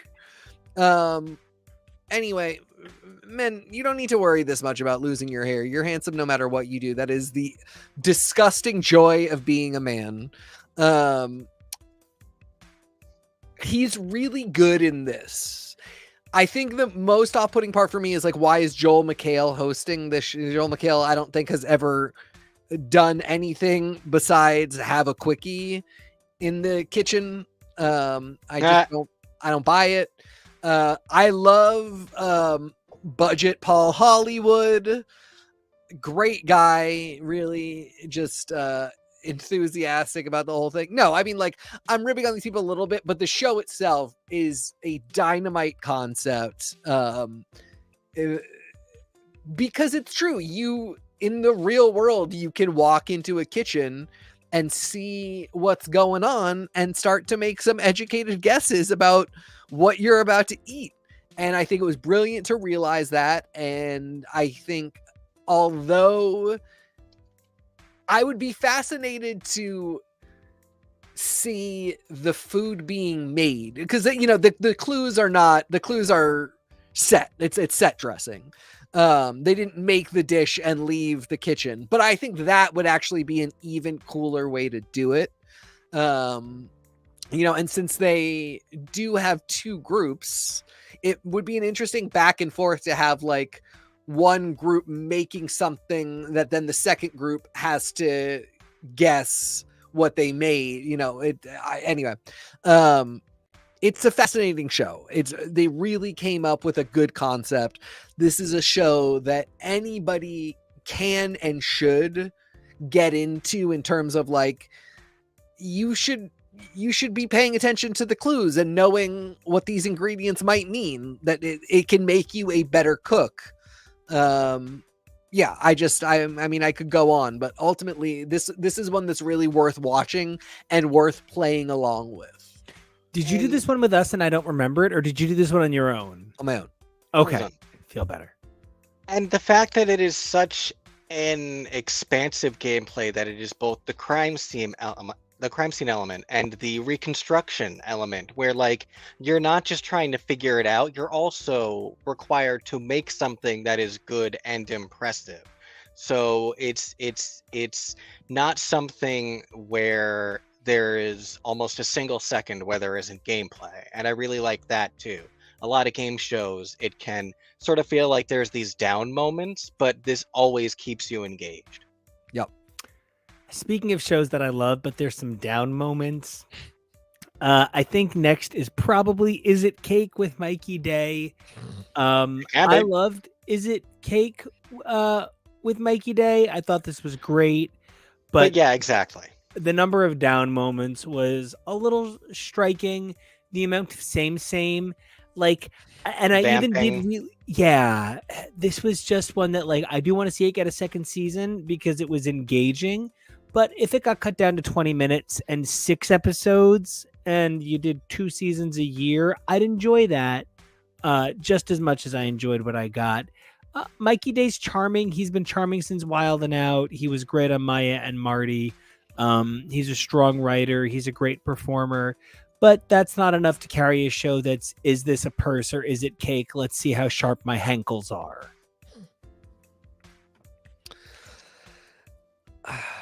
I feel less great about this than I think you do. I love a 30-second TikTok where a cell phone turns out to be a cake.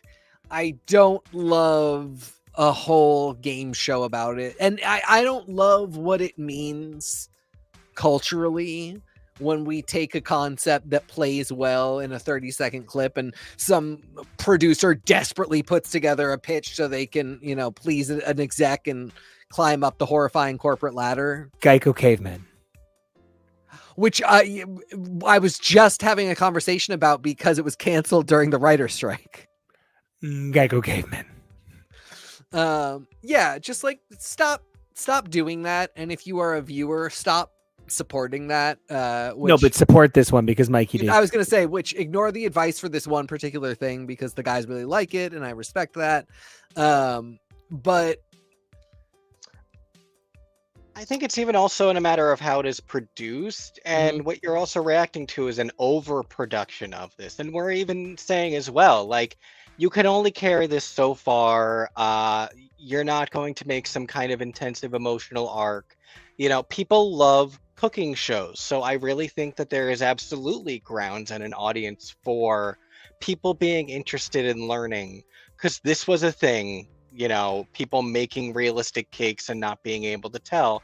And so drawing that meme out into seeing people doing it and the work that goes into it and how realistic it can be, that the judges they bring in are very frequently tricked, but you can't too dramatically overproduce it without it getting very thin and frankly kind of boring. You need to make sure you are producing within what the concept can contain. You're saying cut it down to 20 minutes. Why can't a show be 15 minutes?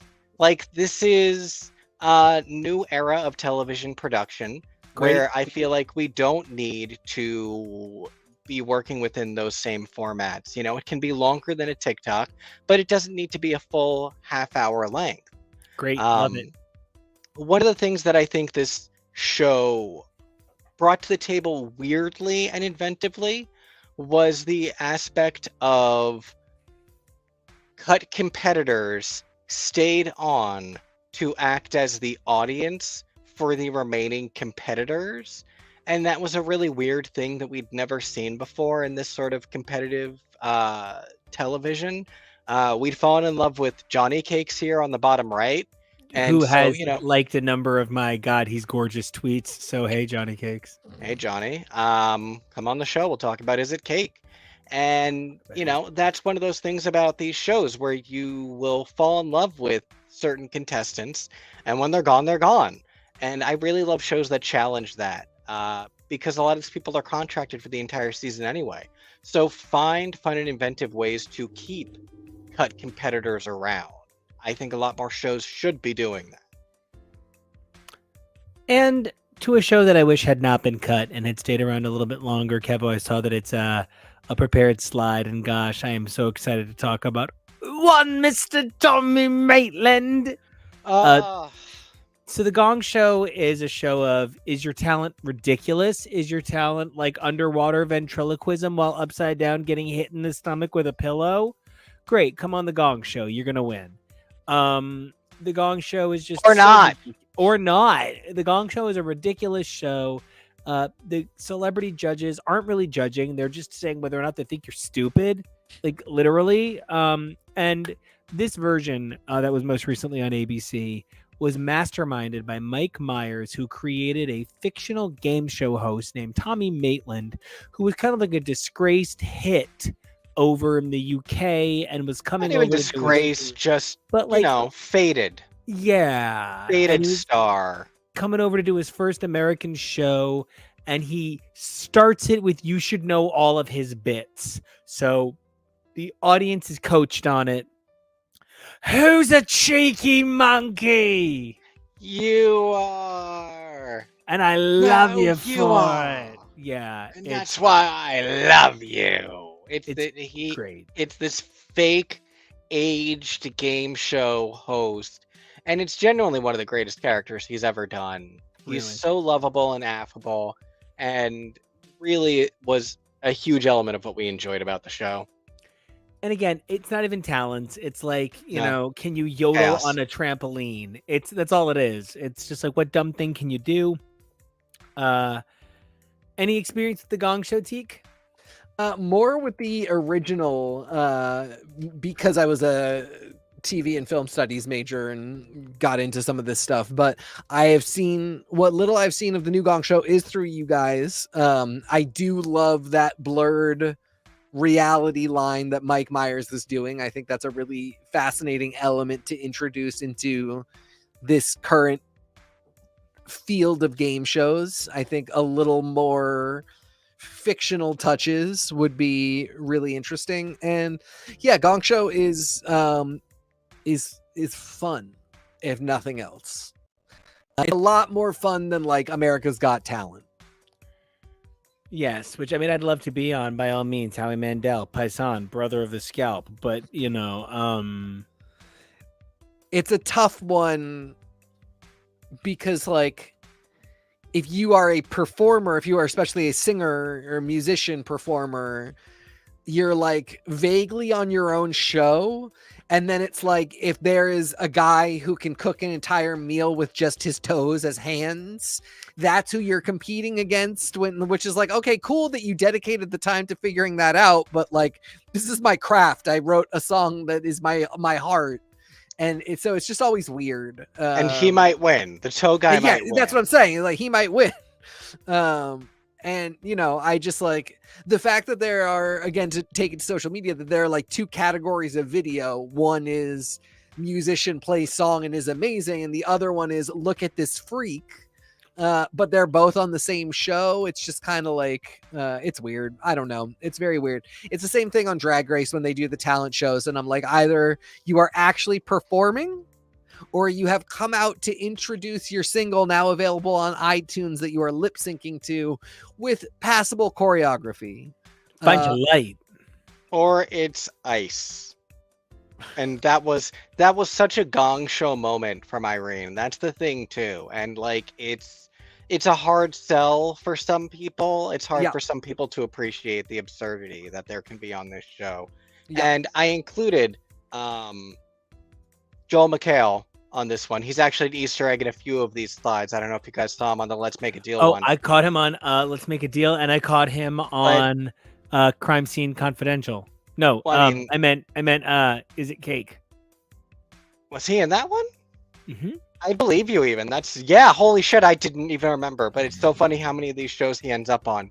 But I included him here because he is one of the more chaotic judges on Gong Show, where that's the thing about this show is sometimes, I don't like your hat. Gong, you're done. And you know, the other celebrities will physically try to restrain you from hitting the gong. But that's, if he gets to it, he gets it, and it's over. And it's just such a weird, chaotic type of show. And it can be fun, but it can also be just awful. Chaos. Yeah. What's next on our hit parade of hit game shows of hitstory?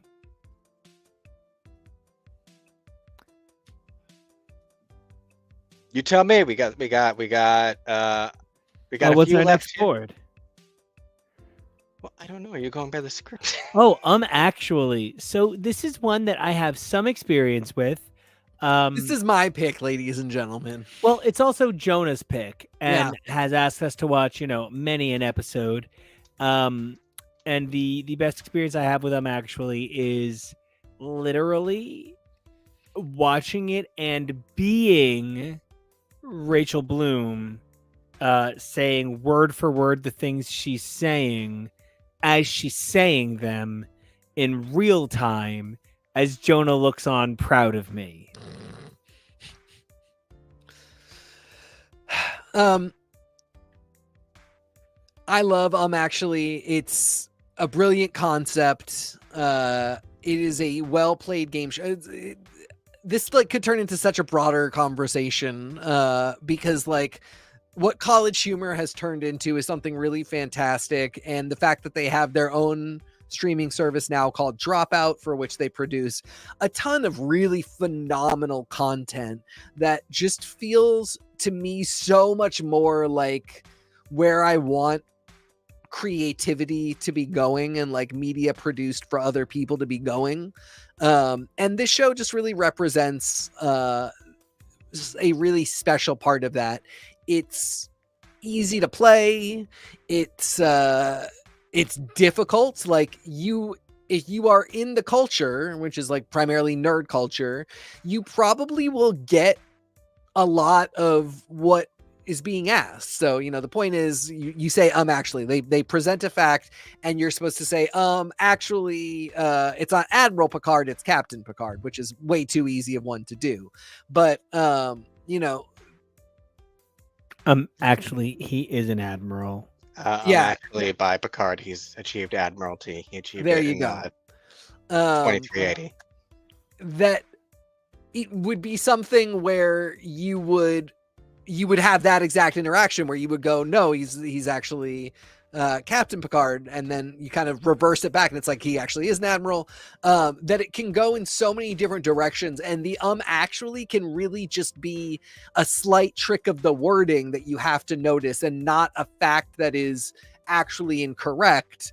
It's just a very subtle game, and that Allie Galactic, love you, Allie.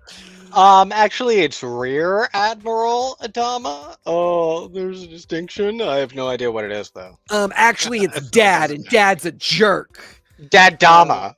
It's actually Captain Adama Scott, and he's the host of Don't Be a Cylon. Yeah. That's actually really brilliant concept. Battlestar watch Galactica that. game shows. Anyway, I love a lot of what College Humor is doing. Actually is a really fantastic show. Dropout is well worth the money, and I pay it because I want to support this like generation of content creators. That said, so much of this is available on YouTube, and But God probably if forbid you're you watching try to- this, you know that, but you should be watching it. God forbid you try to buy their mixer set because they only accept Amex and MasterCard and Discover, so don't have a Visa, and they don't take PayPal. The Okay. thing about dropout content though is that there's just frequently, I feel, just this slightest edge of Clubhouse attitude to it. Yes, I mean that is Where- the big critique. And it's not everyone, because the person that I least feel it from is from one of Jonah's favorite shows on the network, Game Changers, Yep. where I feel like Sam really has a lot more of the attitude that we tend to appreciate on this show, where it is about fun, it is about making sure everyone is having a good time, whereas I feel like a lot of the attitude I feel from dropout content is very, if we care about it, then it matters. And if we don't care about it, but you do care about it, you're the loser. And that's way harsh, Ty. I just want everyone to have a good time. And I also am very, I'll even use the word smarmy about the things that I know and other people don't. But, you never want to come across a certain way. And there's just a fine line, and it's when it goes over that fine line that it just, I don't want it to. I don't want it to rub me the wrong way. I want to just enjoy it. Because I would be nice to them if they come on our show. So come on our show and play bracketeering, and it's just a nice, fun, chill time. I also think, like, to that Clubhouse idea, it's all the same people. They don't really have contestants for the show. It's a lot of the same, Brendan Lee Mulligans in like every other episode, but they're not getting people off the streets. Let's say, they're not, you can't apply to go to a taping and be a contestant or anything like that. It's their crew that are the contestants every time, or people that are friends of theirs. It's very much like if you are in New York or LA and you do comedy or writing or, It's a groundling thing. Yeah. Then, you probably know somebody who knows Brendan Lee Mulligan, and then the person that was supposed to be on got sick. So now this is your opportunity. And that's really the only way you're showing up to this group as an unknown, which to me, when you said Clubhouse, that was actually the first thing that came to mind, which is my big problem with it, which is just that, like, and I get it because this is all not produced by a company with network television money. But if I could see one big change and like place of growth for them as like a network, it would be to move the dial ever so slightly in that, like, make the everyman appear in some of this stuff a little bit more. For me, it's like I love the content I've seen. I think they're such phenomenally talented creators. It's where I'm like, you could quickly Google and see that is actually not the correct fact. And like some of the actuallys, it's like ignoring basic facts to get a punchline, which is cool, but then it's not actually a trivia show. It's a joke show, which is sort of like a different thing. So like, if I could move the dial in one direction, it's either be a little bit more, we're very funny, like it's Whose Line Is It Anyway? Or move a little bit more accuracy based. But that's like the one thing where I find myself, I'm like, no, that's actually not the correct thing. And saying that that's correct, it's not correct. And a quick Google would fix it. So that's always where I'm like, that's the benefit of Jeopardy having $100,000 to do fact checking. That's the magic of a network having these deep pockets to support a show. They have the lead time. A question on Jeopardy takes like 9 months from development to execution. So they have that time to make sure there's no mistakes. A lot of the nature of, what we do with bracketeering, of what we do with our show Deal Breakers, which you can check out at FlameCon this upcoming August, is people who make game shows. I know the struggle. Like, no one's going to be able to watch Deal Breakers and say that it's objective. It's a wholly subjective idea. And I think that's one of the things that something like an Actually provides that The Weakest Link doesn't. Actually is genuinely subjective, whereas The Weakest Link is objective. Is red pretty is very different than what shade is HTML's code for red. Mm-hmm. And I think that's like part of the evolution of game shows. We've got to start seeing these things move the dial. Yeah. We've got to start seeing that shift. And I think that's a little bit where things like a Project Runway or a Drag Race doesn't really get lumped in with game shows, but that's what competitive reality shows are. They're game shows. And I mean, I agree with everything you're saying, especially about like one, moving the dial, two, like the reason why I like that we produce some game show content is because I think, you know, we kind of all have to be the change we want to see in the world with this stuff. And I do think, as with everything else, I'm as interested in grassroots movements to make those changes as I am the big networks really changing things. It's the same reason why I like to read independent and creator-owned comics in addition to Marvel Comics. It's why my favorite medium is audio drama podcasts, because, you know, that is real people with real people money telling me stories, and I find them endlessly entertaining, and you know, want to support them and see people make a living doing that. In that same way, I want to see people making a living off of coming up with interesting modes of play that work well as shows. I think one of the coolest things to happen to Drag Race as a reality TV show, competition game show, is the introduction of Dragula, which is so much more you know, grassroots, for lack of a better term. It's on YouTube. It's, you know, so much realer, but it's amazing seeing how the hunger for drag content led to this really low budget show creating some absolute celebrities and doing a lot of work to bridge that gap for people that were like, the Drag Race queens are celebrities of the caliber of like anybody you see on MTV, and that queen at my local bar is a nobody. I think Dragula really helped to let people understand the landscape so much better and to make it possible to entertain in that landscape a lot easier. And I think there's so much room to do that in the game sphere in terms of like how it functions as entertainment. I think that's a great perspective. And to just sort of run through a few more shows and call it an evening, I want to just say that there's also an entire genre of game shows that we maybe haven't mentioned, but like Legends of the Hidden Temple, Oh man, Guts, Double Dare, the Nick Kill Arcade. Station. Yeah. Nick Arcade was is the a game great changer for one. me. Everybody wants to sing all their thoughts because they watch Nick Arcade, and that's what he did. We're going to do an episode about some of the weird and dumb 90s game shows that we had on Nickelodeon.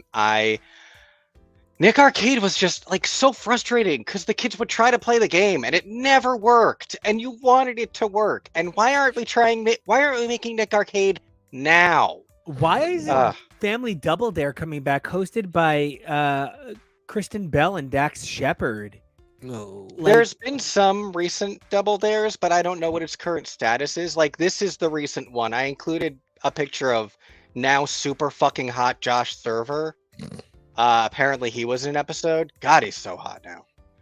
Yeah. Also, if you went to like summer camp or to college and you didn't somehow run into a kid who had a piece of the aggro crag, you can't have been a millennial. You didn't go anywhere. You didn't go anywhere then. I You was didn't a meet Boy anyone. Scout. I went to a lot of Boy Scout, KMSR, Kittatinny Mountain Scout Reserve. The number of experiences I had, like learning about like other it's hard to even explain. Like, someone would be from a different suburb. They would be from a suburb near Pittsburgh, and their life would be so completely different from mine in every way. But we all watched Guts, and we all knew a kid who was on Legend of the Hidden Temple when they went to vacation in Orlando, and we thought they were all lying. And then the episode where they got cut on the stairs aired, and it was like a thing. It's why casting Mike O'Malley as Kurt Hummel's dad was like so smart, because we all knew Mike O'Malley as this dad type host. What? How hot you find him? Yeah, everyone make fun of me. Yeah, it's cool. We all know. No, it's fine. No, and that's the thing. He played so well in that role, and we remember him so fondly as the host of this show, where it was like, a lot of us were not very athletic children, but this wasn't true athleticism. It was, just run your heart out and try to climb this mountain, and it didn't matter how well you did. Mike and Mo were always supportive, and let's go to Mo, and thank you, Mike, and we're over here at the Aggro Crag. And it was just such a weird show. Ugh. And, Double Dare, Mark Summers, a lot of you might not know, but Mark Summers has gone on to be one of the most valuable contributors to the world of food programming. He is actually a monolithic producer in the world of food, producing nearly every one of Chef Robert Irvine's programs. The guy is a legend in the food community. He has done so much for mom and pop shops all over the nation. Never shied away from queer or Black owned establishments in his tours of the country and in his programs. And Mark Summers is the kind of guy that I helped shape my childhood. Never a weird story about him and something untoward. So just frankly, knowing that this guy shaped my childhood, my middle school, and my adulthood, it's really cool. Big fan. What's next? And just real quick first, be with me on this. Sure. I'm with you. The human version of Kermit the Frog. Oh, yeah. Oh, great read. Always. Kind of any newscaster Muppet in a suit. Yeah. Big fan. Love that. Kind of handsome salamander face. Yeah. And then, there were also the random ones, obviously. I don't know who picked. Me. I picked this. Did you pick this? Well, of course you did. I would stay up till 3:30 in the morning. I would watch this and I would masturbate furiously, hoping that a guy would strip down to, because you couldn't hope that night would be an episode where Matt LeBlanc was in just boxers on Friends at 11. You couldn't hope. You could always rely on strip poker. You could always rely on strip poker. And I think part of what strip poker allowed me to appreciate as a kid was a transitionary sort of live action Playboy, something that Playboy always was just pictures of ladies. It wasn't full on penetration. So that's kind of what strip poker represented, a really sanitized accessibility to seeing men strip, to seeing women strip, to seeing people appreciate physical bodies in a sexual way that I still appreciate go-go boys dancing. I'm not trying to go out to the strip club every night, but when Gates Graham, you guys should go check out Gates Graham, who is so damn hot, over on Instagram. He puts up his little, booty shaking videos with his super hot partner. Yeah, damn, and that's the kind of thing that I learned to appreciate on strip poker. Even if now I have access to every horrifying piece of pornography I ever want, what's not being shown and what evolves to being shown in subtle ways from things like strip poker at 3:30 in the morning on WPIX. It's the unspoken Sears catalog underwear section. Yeah, I totally get you. For me, it was not this. It was MTV's Undressed, but Sam, Susie, and Elvis. Yep, Sam, Susie, and Elvis taught me to be Polly. Yep. Yeah. Oof. If we could find Undressed, that'd be great. I have. I have a standing alert for it. I have it. You want it? What's that? That and Spider Games. You have the whole thing. undressed? The whole thing. That's crazy. I did not know that. I also did not know that. Where is this? It's literally Somewhere. right there. It's like literally it's in the DVD binders that I even know where are. I burned the whole thing. I made menus. You just have to rip it out. Yeah. Okay. Great. So good news, everybody. Family watch. The family media catalog will soon have undressed. Truly, truly, truly, Sam, Susie, and Elvis. Like there was something about like, and I would call my best friend Heather at like 12:15 in the morning, and I would be like, Heather, there was another episode that had Sam, Susie, and Elvis, and she would be like, why are you so obsessed with this? Like, you know, like, and the reality is like, I just went away to Tennessee with my amazing partner. That's where I got this hot older boyfriend, as he's been mentioned for like several years. These two gentlemen who represent two of the greatest loves I've ever known in my whole life. Of course, show co-creator JoJo. You know, I'm a proud poly person. Like I love being a poly man. It is part of the shape of my heart.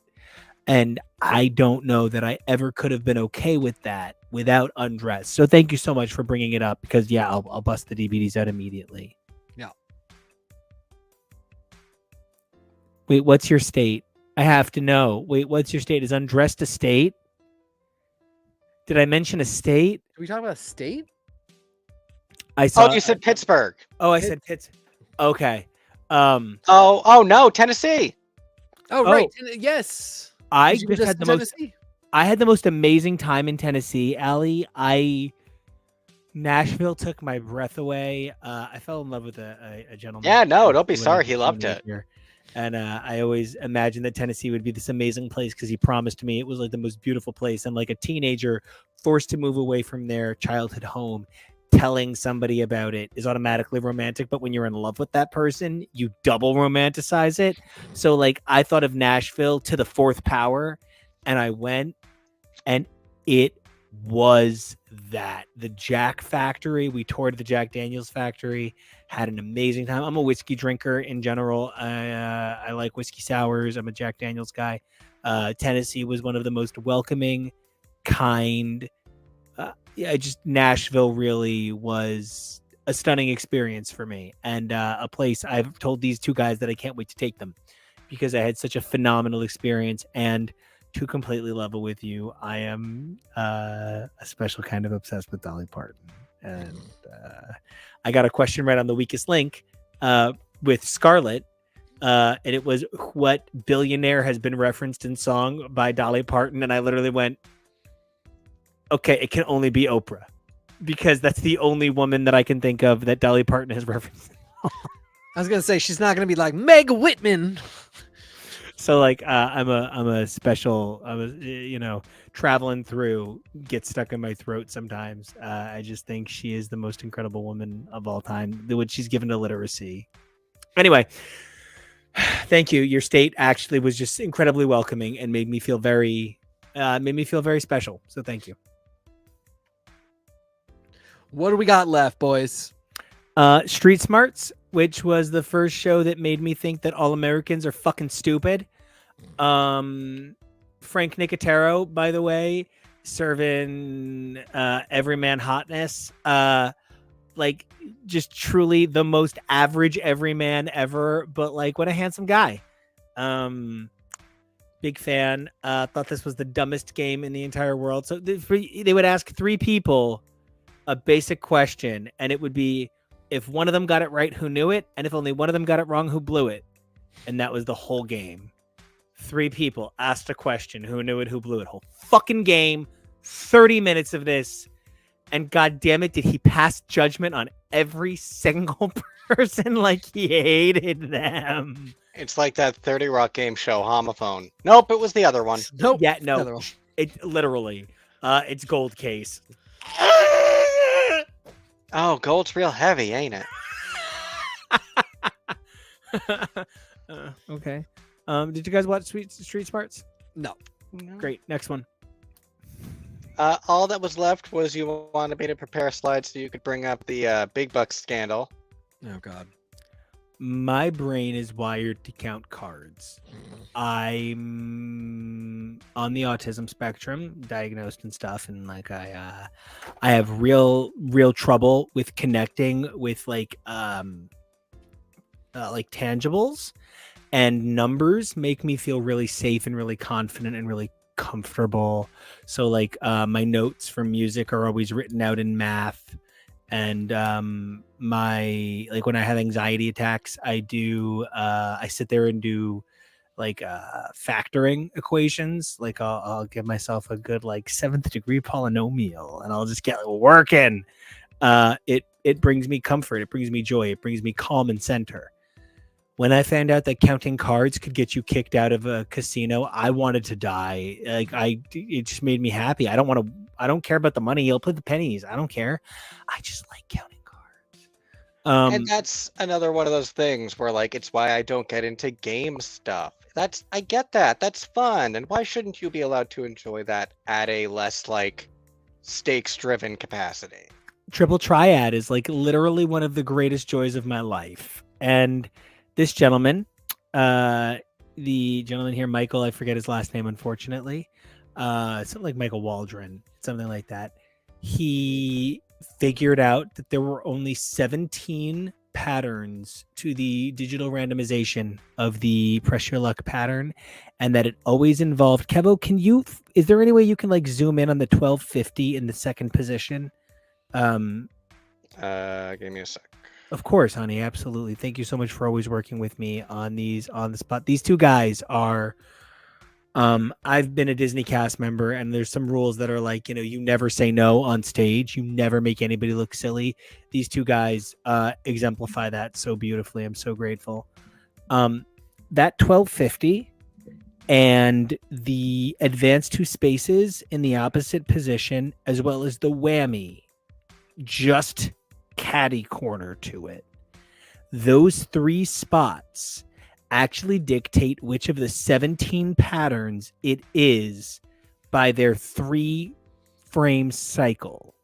And this gentleman recorded every episode on an early VHS recorder and memorized it, and then got on the show and won more money than anyone had ever won in daytime television until somebody would break the record 27 years later on Price is Right.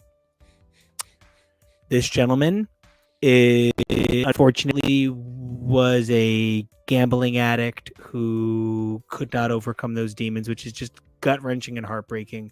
I love numbers, so I actually understand how they are like intoxicating. I understand how numbers are just like inescapably romantic.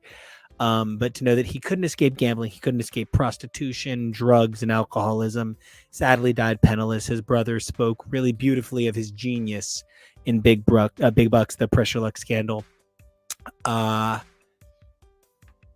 Some part of me is like, dude, that was before people did this stuff. That was before people learned solos watching YouTube. This guy masterminded the future of TikTok. This guy was so ahead of his time. And you just, I agree. Things it's like just this, wild. like quiz show. That there was a quiz show scandal. They were feeding people the answers years earlier. And it was one thing that was the producers doing. Exactly. Someone took this initiative. And it even says, I'm glad that this is the image that you grabbed, that it says original 1984 broadcast to underline 1984. It's from my copy of the How many people had VHS players in the first place? It's not really like a related thing, but I always think about the woman who recorded basically every TV news broadcast for like 20 years or more and left the tape archive to her son, who then like there are many uses for it because a lot of this stuff was not retained, and she has this archive that nobody else has. Wow. And it happened so long ago that it wasn't really super common when she started to have a VHS recorder, and that's part of the reason why these tapes are so valuable. And it's just these moments of like to be the right person in the right place at the right time with the right tools can really become your entire story. And in some ways, like, that is so much of game show life, is right person, right place with the right set of tools to be on the show and succeed. Yeah. Yeah. So I just want to say that part of why we did this episode was kind of like an argument for credibility's sake. We talk a lot about game show format, policy. I talk a lot about like transponder license responsibility. And I felt like you can't talk about those things and not sort of appropriately do the due diligence. For comics, we did that. For movies, we do that. And I feel like game shows as a unique format and as something that has almost become proliferative, the way Snatch Game is a game show that is part of a game show that is reference to a game show that in and of itself is a result of the success of other game shows. Like the iterative success of this idea of the belief in people winning is magical. And we spend so much time talking about it, but I just thought we should prove our credentials and talk a little bit about the bigger picture. This was and the things that we like from it and the things that we don't like from it. So the sort of stuff that you could expect us to see cover in the future, the sort of stuff you could expect us not to see cover. And yeah. I would like to take the time to cover some dropout material. To honor TK's interest, I would like to take the time to cover some of the incredible things like the Star Wars game show that's basically Legend of the Hidden Temple. Yeah. But it's hosted by the actor who played Jar Jar, being treated like a human being instead of being treated like a punching bag, which, you know, is sort of the magic of game shows. Elizabeth Banks, she's no longer 35 and a blockbuster seller, so she's become a game show host. And like, yes, there is that level that is the Unreal, which is the greatest show about behind the scenes at a reality show ever. He was a dancer and now he's a game show host. You're welcome. You're welcome. Like, becoming a game show host is seen as like a joke in a lot of ways, but why? Why is bringing people joy and bringing money and stimulating the economy and keeping 3,500 people employed between the on-set people, the caterers, the drivers, the producers, the affiliates at the network, the advertising people, the commercial makers? Why is keeping all of those people employed a joke? I don't think it is. I think game shows are a part of the television economy in a way that there is room for an Elizabeth Banks to direct Cocaine Bear and then host Press Your Luck, because we never told William Shatner he can't do Rescue 911 and then make another Star Trek. And while I personally think we should tell William Shatner he can't do shit all anymore, I don't think we should be in the business of telling brilliant women like Elizabeth Banks what they can do, period. Yep. I had a good joke about this stupid Celebrities on Mars show that Shatner is doing, but it kind of lost me. Do you know, he yeah. You know, oh God. But I do think, you know, what has been interesting these last 5 to 10 years is I think we are actually like this new generation of game show hosts, from Joel McHale to Elizabeth Banks to Jane Krakowski, Jane Lynch. We're seeing, and the original is kind of Drew Carey. Drew Carey is where it starts with the people that were like, no, I actually like that guy. And oh, I've now just discovered that this isn't a punishment. This is a way to like make regular money, to continue to be on television, but to not have to slave to a process that is backbreaking, and you really don't, it's not healthy to keep it up for decades and decades. So rather than doing that, you retire from your sitcom or the thing that you did that everybody knows you from, and you capitalize on being somebody who everybody knows in this way that brings people joy, that employs people, that, you know, has a lot of upsides. And I think we are now seeing this generation of celebrities doing that in a way that kind of says to us like, hey, this whole thing is actually good on a bunch of levels. Let's get into it. And I think the more we see, you know, I mean, Eric Stonestreet on the Domino Show, like, it's just Carson. Domino Masters. God, and then they fucking let him play his IRL. on They let him play Domino Fizbo Masters. on Domino Masters. They let him play his Bizarre. actual Will like, Arnett and Lego Masters. Just it's Yeah. great. Oh, This I is love this Lego. is a totally good thing, and it really is a generational shift, worth your time to appreciate and get into a little bit. I love that you are somebody who kind of came to me and said, I love you. You're funny. You're charming. The things you like, some of them are great. Some of them are game shows. And I like that you said, I, as a complicated, multifaceted man, can see the things that you like about these things.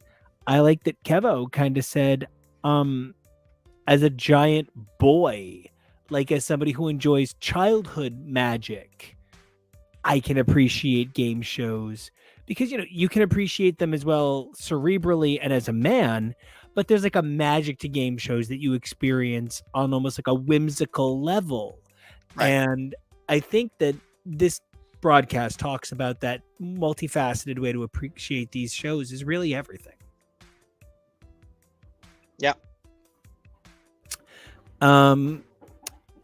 There's some sort of like old jalopy wind up Gatsby motorcade car exploding in the background. Oh, all the time in our neighborhood. I don't know when the suburbs of New Jersey became popular for drag racing, but here we are every other night. We unfortunately live on we Oh, yeah. unfortunately live on a street where people collect classic cars. So there's Plus, we live at the top of a hill that people just love to shoot. Where's our game show for that? Yeah, the furious about taxes and the going somewhat fast. So The Fast and the Fury. Okay, yeah. Go. right. Yeah. So Love you. we've got a couple of great broadcasts coming up in the next couple of weeks. Kevo, if you would be kind enough to pull up that super cool board of super cool stuff that's coming up in the next couple of weeks. We have Into the Spider-Verse coming up. I read about this scene that they cut, and I'm so glad it got cut. The post-credit scene that was originally going to be there, we're better off that it was cut. Didn't add I don't know anything anything to the about movie. this. I can't We'll wait to talk talk after the about it on stream. Little Mermaid, super excited to talk about it because black girls rule. Period. And it spins. Fun stuff. I'm excited to talk about Rise of the Beast. If for no other reason, the director of Bumblebee said this is bad even for a Transformers movie. I won't make it. Strange New Worlds. You know, Pike is the most perfect captain for me. He is the sound of my heart. Barbie is the movie of 2023 I'm most excited about. And Secret Invasion, just take my fucking money. Anybody, any thoughts on the coming soon board? No, I mean, the coming soon board is just, you know, what it is. This is just an idea of some of the stuff that we're going to be covering. It's This is what we there's other know stuff we as have well. to cover as us. Well, and this is even more specific of the stuff that we are like definitively in the middle of covering as well. We had talked about Silo, and More once the Silo, season is yeah. over, we definitely want to make sure that we cover the full rest of the season. We started talking about Muppets Mayhem, so we've said we want to finish covering that full season. I just want to congratulate the Electric Mayhem on their first #1. Yeah. So as a result of that the was show, really so cool. congrats. We were talking about Great Food Truck Race. We're excited to cover that once that starts in a few weeks. We've got our what now I am thinking of as a binary pair of What show Drag is that? Race. What? What's that? What do we talk about this? Do we talk about this every week? What? He's I was being being silly about how Oh, much I time we was- spend talking about Drag Race. I'm sorry. That's okay. And then the other one is Project Runway. Yeah, I see how those are definitely a matched pair for you, especially because they're both all-stars, kind of at the same time, both kind of streamy all-stars, being streamy dreamy. Very excited about that. So, all right, I can't wait to come back and talk about more of this stuff. But until we do, TK, where can everybody find you online? You can find me on Twitter and Instagram at xnateXGrayX. How about you, Kevo? You can find me over on the socials at Kevo Relay. That's KEVOREALLY. And Nico, Captain, where can they find you? You guys can find me on Twitter and Instagram at Nico Action. That's NICOACTION. And until we come back, folks of all kinds. Thank you so much for tuning in. We love having you here. Stay brave, stay strong, and until next time, subscribe, like, comment, all the things, and we'll see you.